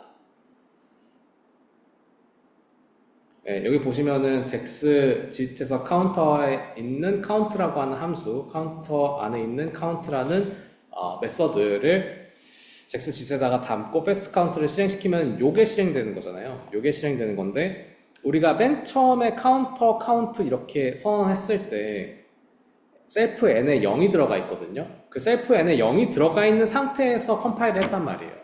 그러니까 셀프 n은 이 함수를 실행을 몇 번 한다 그래도 이 함수를 실행을 몇 번 한다 그래도 이미 컴파일이 되어 있을 때 셀프 n은 0으로 컴파일이 되어 있는 거예요. 이게 이제 아까 말씀드렸던 것처럼 변하는 값이 있으면은 변하는 값이 컴파일 대상이 되면 안 된다고 얘기했던 거죠. 그죠? 그러니까 셀프 n이 0으로 컴파일이 되어버렸기 때문에 n에다가 1 더해서 리턴 하도록 계속해도 계속 1이 나와요. 컴파일 1로 돼 있으니까 컴파일 0으로 돼 있죠. 컴파일 0이 돼 있으니까 1 더해서 리턴 하도록 하니까 계속 1이 나와요. 업데이트 된 게 반영이 안 되고 저장이 안 되고 컴파일 됐을 때 썼던 셀프 n은 0이라고 하는 값을 그때 부를 때마다 계속 반복해서 다시 쓰는 겁니다. 그거를 관리하려고 우리가 스테이트라는 거를 만든다면 어떤 식으로 쓰는 거냐? 스테이트가 출력값에 반영되도록 만들어줘서 쓰면은 우리가 출력값이 다시 나오고 출력값을 다시 입력값으로 넣어주고 출력값이 나오고 출력값을 다시 입력값으로 넣어주고 이렇게 하면은 되는 거예요, 결국에. 그죠? 계속 업데이트 돼야 되는 값을 함수의 입력값으로 넣어주면은 문제가 안 되잖아요.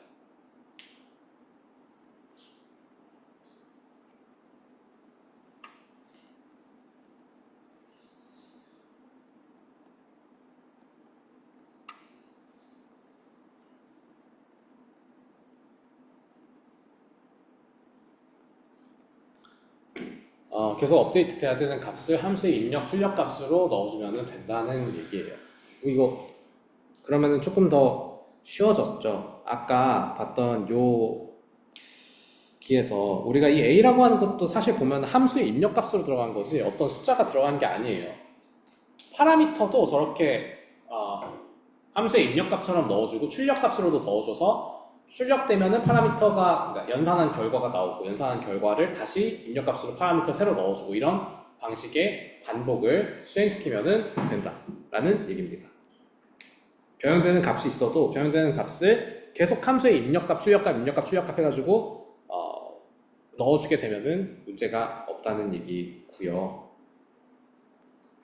근데 그거를 매번 이렇게 함수를 직접 지정해가지고 하는 거는 그렇잖아요, 그죠?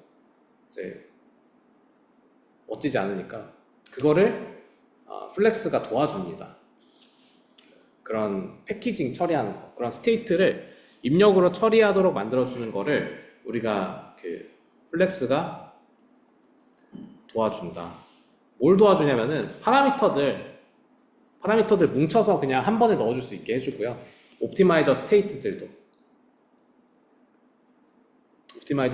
한 번에 뭉쳐서 전달할 수 있도록 만들어주는 그런 덩어리를 만들어주는 역할을 하는 게 플렉스의 역할이기도 해요. 자, 그래서 플렉스로 신경막 만드는 거를 보면은 일단 플렉스랑 옵텍스가 필요합니다. 옵텍스는 OPT라고 하는 저 단어에서 대충 뉘앙스를 아시겠지만 옵티마이저예요. 옵티마이저들이 구현되어 있는 거고 플렉스는 아까도 말씀드렸지만 NN 모듈과 같은 역할을 하는 게 기본이고 거기다가 스테이트 같은 것도 관리할 수 있도록 해주는 기능을 또 갖고 있는 거예요. 설치하는 거 쭉 넘어가고, 데이터셋 얻는 거 뭐 get 데이터셋 해가지고 얻는 데이터셋이라고 하는 라이브러리 사용해서 얻었다. 뭐 이거는 중요하지 않으니까 넘어가고, 자 보면은 플렉스에 import linen nn 해서 선언한 거 보면은 익숙하죠, 그죠? nn 모듈 상속 받아가지고 클래스 이름 지정하고 어떤 함수에서 연산들 연결시켜주고 어떤 함수에서 네트워크 레이어들 선언하고, 원래 토치였으면은 이 콜 언더바 콜 함수가 아니라 forward라고 하는 메서드를 썼을 거고, 이 셋업이라고 하는 메서드 대신에 init이라고 하는 메서드를 썼을 거예요. 근데 얘는 셋업이라고 하는 메서드랑 콜이라고 하는 메서드를 따로 쓰고 있습니다. 이유가 있어요. 있음. 네. 왜냐면 init이라고 하는 메서드는 그냥 이니셜라이즈 메서드이기 때문에 중복해서 쓸 수가 없어요. 기존에 있는 init 메서드를 완전히 덮어 쓰거나 기존에 있는 init 메서드를 없애고 쓰거나 그거밖에 안 되거든요. 근데 여기서는 그렇게 덮어 쓰거나 기존에 있는 거 없애는 게 아니라 그냥 셋업이라고 하는 거 새로 만들어서 쓴 거예요. 그러니까 기존에 있는 것도 쓰고 기존에 있는 init 메서드도 쓰고, 나는 여기 지금 셋업이라고 하는 걸 써가지고 좀 별도로 분리해서 하겠다, 기존에 있는 클래스의 init 메서드를 망가뜨리지 않겠다는 식의 접근이고요. 콜은 파이썬 저거 예약 함수예요. 그래서 이 함수를 우리가 그냥 이 클래스의 메서드를 실행하면은 저게 자동으로 실행됩니다. 실제로 토치도 forward를 까보면은 콜 실행시켜요. 네. 콜 하도록 돼 있어요. 그래서 이건 별반 다를 게 아니에요. 그냥 구현의 편의성을 위해 가지고 그냥 이거 빠르게 하려고 하는 건데 forward 괜히 만들어 가지고 콜 부르게 하는, 예? 귀찮잖아요. 굳이 그럴 필요가 없잖아요, 그죠? 그러니까 토치가 def 언더바 콜에서 셀프 forward 하도록 돼 있어요. 그 외에도 뭐 몇 개 있긴 하지만 그렇게 돼 있는 거 결국 토치에서 클래스 인스턴스에다 데이터 넣어주면은 결국에는 콜 함수로 들어와서 forward 함수로 들어가서 forward 함수에서 연산한 다음에 리턴하는 거라서 굳이 한두 줄 더 쓸 필요가 없잖아요. 이거 빠르게 하려고 하는 건데. 그래서 그냥 콜이라고 하는 함수 그거를 그대로 쓰는 거예요. 어쨌든 그래서 보면은 익숙해요. 익숙한 형태로 돼 있지만 약간씩 차이가 있는 게 있다. 패딩이라고 하는 거 토치에서는 숫자를 넣어주죠. 근데 여기는 valid라고 돼 있어요. valid의 반대말은 same입니다. 왜 그러냐? 그러니까 이거 텐서플로우가 이렇게 써요. 패딩 할 때 same이라고 하면은 패딩을 딱 피처 사이즈가 동일하게 유지되도록 패딩을 달아줄 때 우리가 same이라고 하는 패딩을 쓰고요. valid라고 하면은 그냥 패딩 없다는 뜻이에요. 패딩 0 한다는 뜻이에요. 근데 이제 텐서플로우에서 저런 식으로 썼었어요. 왜 그렇게 썼는지 모르겠어요. 카페라고 하는 그 이전에 언어가 있었고, 이전에 라이브러리가 있었고, 텐서플로우에서도 그랬고, 여기 잭스도 구글이 만들었는데 구글이 만들 때 그렇게 쓰더라고요. 그래서 그냥 유지하기 위해서 이렇게 쓴 것 같은데, 어쨌든 약간 그런 다른 점들이 있으니까 신경을 써야 된다라는 얘기고요. 네, 그렇습니다. 텐서플로우에서 쓰는 방식이고, 아웃풋 채널, 인풋 채널 같은 것도 좀 달라요. 토치에서는 인 채널, 아웃풋 채널 둘 다 선언해 주거든요. 근데 이 잭스에서는 아웃풋 채널만 설정해 줍니다. 인풋 채널은 알고 있다고 가정해요. 알고 있어요. 그래서 피처스가 아웃풋 채널 개수를 얘기하는 겁니다. 그리고 n은 리니어가 아니라 덴스를 써요. 이거 케라스 방식이죠. 텐서플로우 케라스 방식. 그러니까 이따 이런 거 배울 때마다 머리가 복잡해진다니까, 이때 못 써야 되는지. 아무튼 그런 차이가 있으니까 주의해서 항상 다큐멘테이션을 옆에다 끼고 GPT 말고 찾으면서 해야 된다. 왜냐면 이런 거 잘 헷갈려 해요. 구조가 토치랑 똑같이 생겼으니까 토치식으로 코드 쓰면 틀리거든요. 그러니까 잘 보고 하셔야 된다.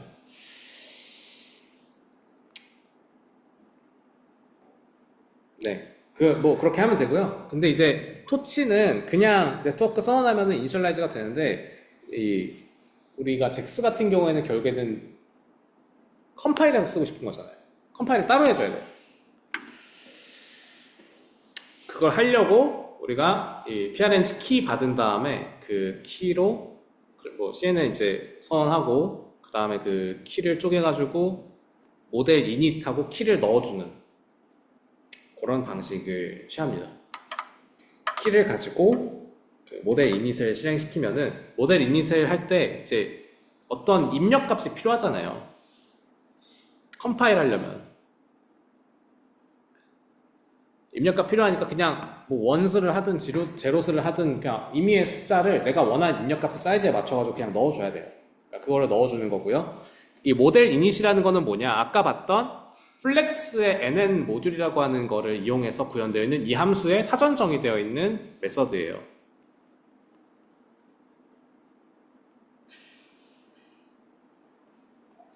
얘가 컴파일을 하라는 뜻이에요. 컴파일 하라는 뜻을 갖고 있기 때문에 컴파일을 알아서 해줍니다. 그러고 나서 그 리턴 값인 variables를 보면은 거기 안에 파람스 안에 파라미터들이 들어있어요. 저거를 별도로 관리를 해야 되는 거죠. 보시면 아시겠지만 토치처럼 되게 잘 짜여져 있는 어떤 라이브러리가 아니라 얼기설기 만들어져 있어서 좀 귀찮게 접근을 해야 됩니다. 자, 그래서 파람스가 있으면은 참고로 이제 모델 타뷸레이트에서 하면은 테이블 형태로 나와요. 예쁘게 논문에다 그대로 넣으면 되고요.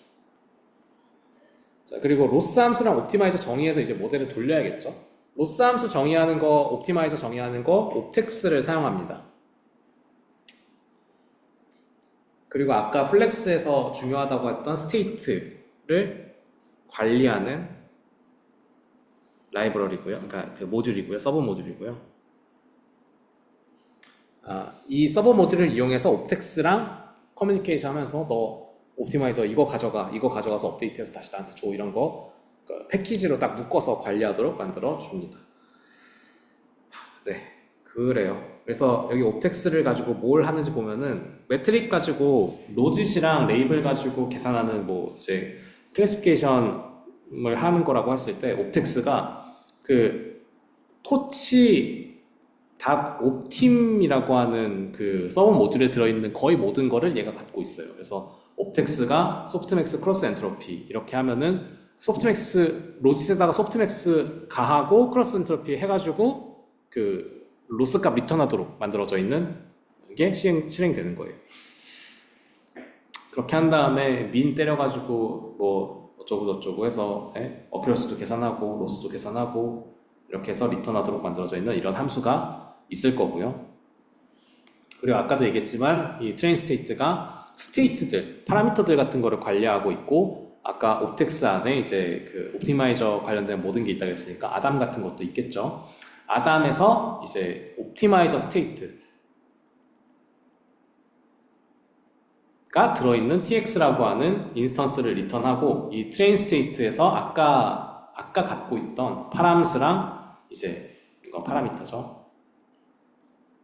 이거는 옵티마이저 스테이트. 뭐 정확히는 옵티마이저 스테이트만 아니라 옵티마이저에 관련된 몇 가지 다른 것들도 포함되어 있는 인스턴스인데요. 어쨌든 이렇게 두 개를 받아서 하나로 관리하는, 스테이트로 하나로 관리하는 녀석이 플렉스에서 스테이트를 쓰는 방법입니다. 그 외에도 모델 어플라이라는 게 있어요. 이건 뭐냐?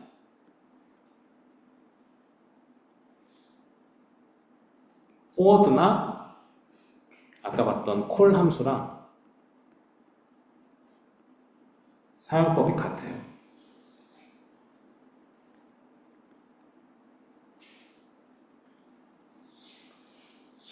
다만 스테이트 인스턴스가 모델에 직접 접근해서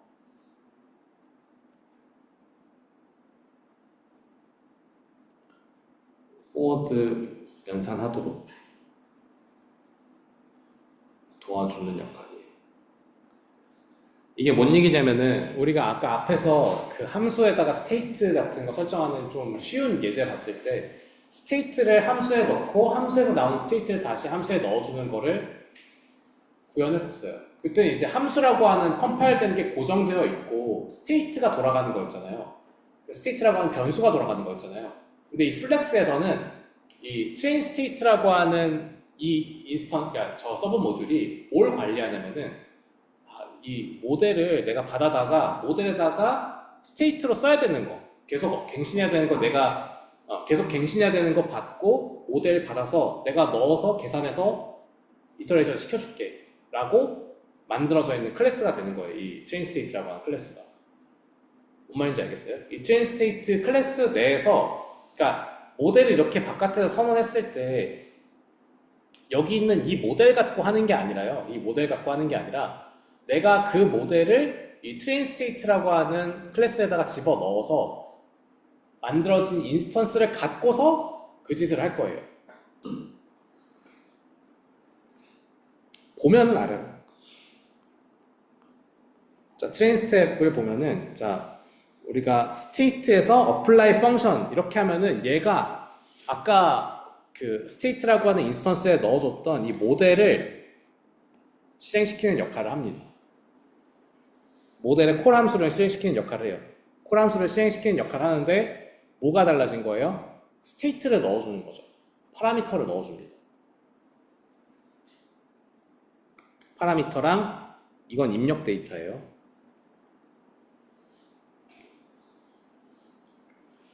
자, 파라미터라고 하는 값이 같이 들어갔기 때문에 apply function이라고 하는 저 친구는 컴파일이 될 수 있어요. 그죠? 상태가 업데이트 되는 게 입력값으로 들어갔으니까 뭐 고정된 상태로 컴파일 되는 게 아니라 계속 업데이트가 돼도 그 업데이트된 파라미터가 같이 들어가니까 뭐 처음 컴파일된 상태로 돌아간다고 해서 문제가 생기지 않는 거죠.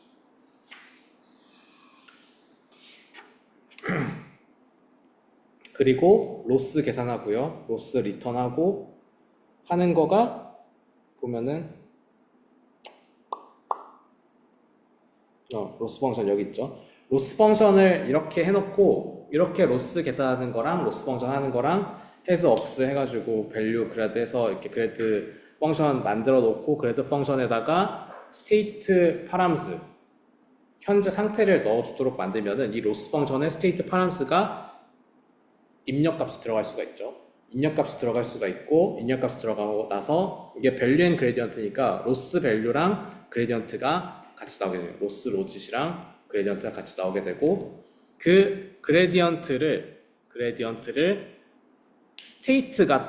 스테이트가 아까 모델 함수 돌린 것도 그런데 모델 함수 메인 함수 돌린 것도 그런데 모델 함수의 콜 함수죠. 모델 함수의 콜 메서드를 돌린 것도 그런데 여기 보면 apply 그레디언트에서 이 그래드를 받아서 적용까지 해줘요.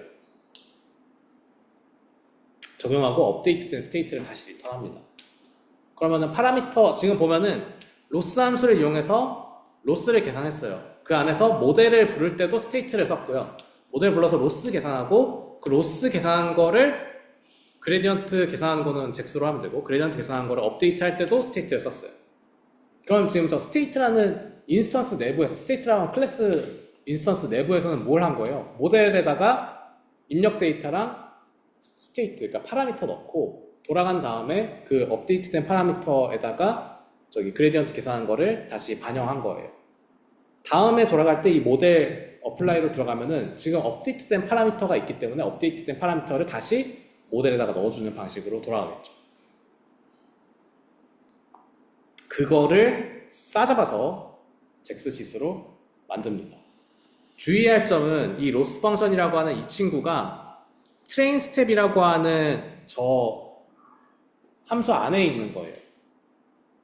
왜 이렇게 하겠어요? 이 트레인 스텝이라고 하는 함수를 컴파일하기 위해서는 이 함수가 바깥에 있으면 안 돼요.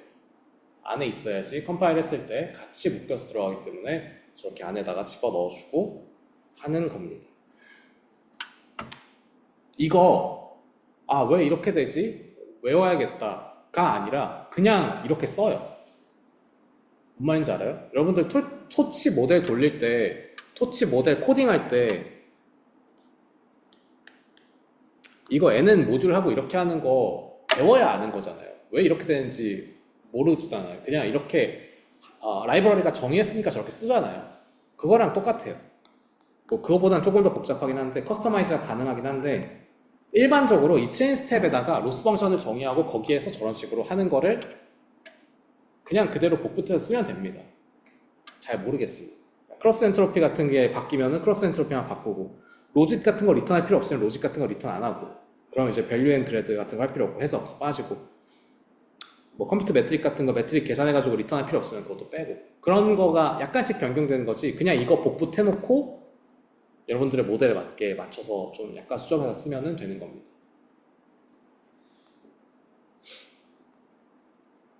네, 여기서 로스 백워드하고 옵티마이저 스텝하는 토치에서 쓰는 거랑 동일한 부분이 아까 봤던, 그리고 모델에다가 데이터 넣는 거, X 넣는 거, 데이터 넣는 것도 보면은 모델에 데이터 넣는 부분은 여기. 근데 스테이트를 넣어줘야지 컴파일 가능한 게 되기 때문에 파라미터를 넣어주는 게 있고요. 그리고 로스 백워드 하는 거는 그레드 펑션 정의하고 그레드 펑션에다 넣어주는 거. 그리고 옵티마이저 스텝 하는 거는 파라미터 반영한 그레디언트 디센트 스텝 밟는 거니까 그 아래 라인 어플라이 해가지고 그레디언트 업데이트 하는 거. 그거가 되는 겁니다. 저거가 그냥 우리가 토치할 때 로스 백워드를 왜 쓰지? 옵티마이저 스텝을 왜 쓰지? 그런 거 안 물어보잖아요. 그냥 그렇게 정의되어 있는 함수니까 그렇게 쓰는 거잖아요. 얘도 똑같아요. 이런 식으로 이 세 개는 고정이에요, 그냥.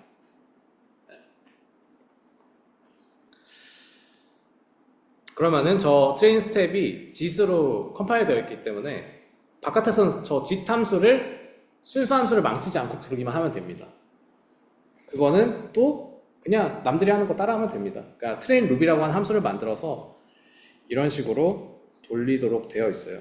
트레인 스텝을 매번 배치 데이터 샘플링, 그러니까 여기 지금 펄m 해가지고 이거 하는 거 그냥 배치를 매번 포뮤트 한다는 뜻이고, 그냥 배치 데이터 샘플링 하는 거예요. 이거 읽어보세요. 그러니까 중요한 거 아니에요. 중요한 거는 배치 데이터 샘플링 한 거를 트레인 스텝에다가 집어넣어서 포문을 돌리는 겁니다. 배치 데이터에 대한 런 하는 부분만 우리가 컴파일을 시켜서 씁니다. 보통 아시겠죠? 배치 데이터에 대해 돌아가는 부분만 컴파일하고, 이 트레인 룹에서는 배치 데이터 샘플링 해가지고 돌아가는 부분들이 정의가 되어 있고, 그 배치 데이터 다 끝나면은 뭐 전체 배치에 대한 로스든 매트릭이든 어큐러시든 이런 거 계산하고, 그 에폭 어큐러시, 에폭 로스 이런 거 계산하고 막 그런 거 리턴해가지고 보여주고, 이런 거는 지금 어차피 JIT 한 거는, 그러니까 컴파일 한 거는 이 안쪽에 있으니까 여기서 뭐 프린트 하든 뭐 하든 그냥 내 맘이잖아요. 그러니까 내 맘대로 요약해가지고 보여주고 이런 거를 하도록 만듭니다. 이밸류에이션도 마찬가지로 그 배치 데이터에 대해서 돌아가는 부분만 따로 하면 되는데, 이밸류에이션은 배치 데이터만 돌아가는 부분 하면은 결국 어플라이 펑션, 그러니까 모델 그 돌리는 부분만 있으면 되고, 나머지 로스 그레디언트 계산하는 부분 필요 없잖아요. 로스만 계산하면 됐지 그레디언트 계산하는 부분 필요 없으니까 뭐 이런 식으로 좀 축약해서 하고 하는 게 가능합니다. 네, 그래요.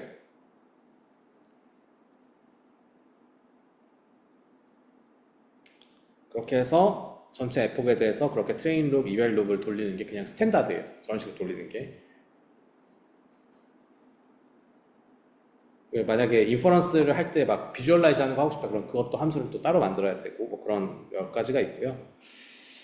배치 정규화가 있고 뭐 있는데, 이게 배치 정규화랑 드랍아웃이랑 다 같은 얘기거든요. 하나만 설명을 할게요. 이 배치 정규화가 학습 파라미터가 있어요. 그리고 인퍼런스 할 때는 그 학습 파라미터를 적당히 바꿔서 또 써야 되거든요. 드랍아웃을 설명하기가 더 편하긴 하겠다. 드랍아웃 같은 경우에는 어때요? 드랍아웃 뭐예요? 일정 비율의 뉴런을 끄는 거잖아요. 트레이닝 할 때는 일정 비율의 뉴런을 끄는데, 인퍼런스 할 때는 다 켜야 되거든요. 트레이닝이랑 테스트일 때 서로 다른 경향을 가지도록 만들어야 되니까 그 어떤 플래그를 만듭니다. 플래그 변수를 만들어서 그 플래그 변수도 스테이트에다 집어넣어야 돼요. 그리고 그 플래그 변수가 들어왔을 때 실행되고 안 실행되고를 걔네들이 켜지고 꺼지게 이미 갖고 있어요. 트레인이라고 하는 불린 타입의 변수가 들어오면은 이렇게 배치놈이 켜지고 꺼지고가 결정되도록 만들어져 있는 함수가 이미 있어요. 함수에 이미 저게 구현되어 있어요. 켜고 끄고 할 수 있도록. 그렇습니다. 그거는 뭐 알아두시면 언젠간 쓰고요. 그래서 이제 모델 이니셜라이즈 할 때 여기 보면 트레인에다가 false 집어넣고 이니셜라이즈 해서 컴파일 되도록 만들어주는 그런 역할을 하고요. 하, 체인 스텝 말고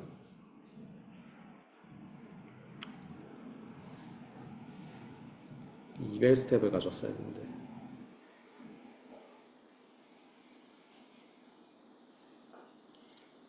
네, 아무튼 그리고 여기 보면은 키 드랍아웃 키라고 하는 거를 트레인 스테이트 만들 때 키에다가 드랍아웃을 할지 말할지를 true랑 false로 지정해서 그게 같이 스테이트로 관리되도록 만들어주는 방식을 씁니다. 그래서 네, 드랍아웃 키 이용해서 그거 저기 true다 그러면 이제 트레인이고 아니다 그럼 false가 되면은 이제 인퍼런스 버전으로 돌아갈 수 있도록 만들어주는 그런 게 있어요. 이런 거 좀 복잡하기 때문에 그냥 예제 보고 쓰시면은 되겠고요.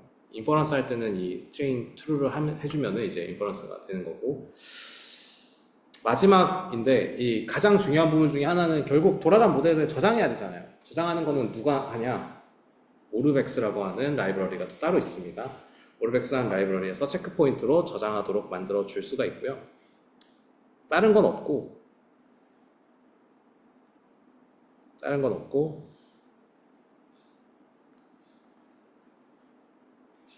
그리고 러닝 레이트 스케줄링 하는 것도 있는데 이건 좀 알아서 보세요.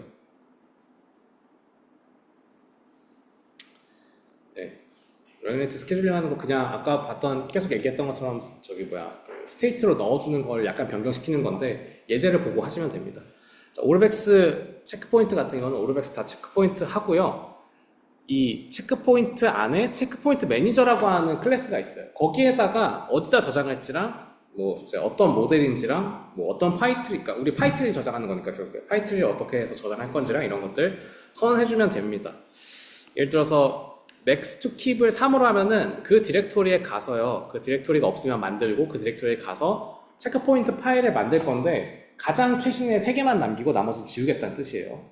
용량에 제한이 있는 경우에 그렇게 하는 게 좋겠죠. 그리고 이제 스텝 프리픽스는 그 몇 번째 스텝인지에 대한 거를 앞쪽에다가 뭐 뒤쪽에다가 이렇게 이름 앞에 뒤에 달아서 이제 그 어떤 모델을 몇 번째 돌아간 결과다 이거를 표시하도록 하겠다는 거고요. 이거 오르벡스 저 텐서보드의 래퍼입니다. 그래서 텐서보드 돌아가는 방식이랑 거의 똑같아요.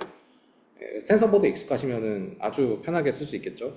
그런 사람은 없어요. 그래서 좀 쓰는 방법을 잘 찾아서 하셔야 됩니다. 어쨌든 이거 돌아가는 거 나머지는 다 똑같고요. 아까 여기서 봤던 것처럼 저렇게 체크포인트 매니저로 체크포인트 매니저를 설정하고 나서 그 체크포인트 매니저가 들어가는 위치만 보면 되는데 어디 들어가더라? 저기서 들어갈 텐데 메인 함수에서 네, 메인 함수에서 체크포인트 매니저 세이브하고 epoch state 이렇게 해주면은 저 스테이트 안에 있는 파라미터들, 그러니까 파이트리 파일을 읽어서 알아서 저장을 잘 해줍니다. 세이브 args는 우리가 여기 그 오르벡스 util에서 이 스테이트, 플렉스에서 정해진 스테이트로부터 대충 자동으로 읽어오는 방식이에요. 자동으로 읽어오고요. 자동으로 읽어온 거랑 같이 스테이트를 저장하도록 만들어주는 거는 체크포인트 매니저의 세이브라고 하는 메소드 써가지고 한다. 왜 저렇게 되는지 이런 거 아무 의미 없고요. 그냥 다 저렇게 하니까 똑같이 쓰면 돼요. 네, 이게 불편한 점이에요. 그러니까 잭스가 토치처럼 하나에서 다 구현되어 있지 않다 보니까 저런 식으로 라이브러리들이 여러 개가 동시에 쓰이는 거거든요. 정확한 이제 학습 파이프라인을 만들려면은 여러 개의 라이브러리를 써야 되는데 그게 다 지들 멋대로 만들어져 있으니까 그걸 일일이 어떻게 공부하는 거 이런 거보다 잘 작동하는 거 하나 버전이랑 이런 거 체크해서 그거 그냥 쓰는 게 속이 편합니다. 그래서 저렇게 저장하면은 알아서 저장을 할 거고요. 네, 그렇습니다. 불러오는 것도 저렇게 간단하게 불러올 수 있는데 좀 복잡해요. 그러니까 불러오는 코드는 간단한데 다시 잭스로 선언된 거에다가 스테이트를 반영해야 되거든요. 그럼 트레인 스테이트 다시 선언하고 막 이렇게 해야 되는 게 있으니까 좀 복잡해서 그건 찾아보시면은 또 알 수 있을 겁니다. 네, 아무튼 조금 생략한 부분이 많이 있긴 한데 잭스를 다 설명한 거는 또 어차피 그래요. 큰 의미가 없어요. 왜냐면 맨날 바뀌는 거라서 또. 그래서 전체적인 골자를 좀 위주로 설명을 드렸고 여러분들이 직접 사용하게 될 때 그때 찾아가시면서 하는 재미를 남겨드렸습니다. 까치밥. 네. 그러면은 오늘 수업 여기까지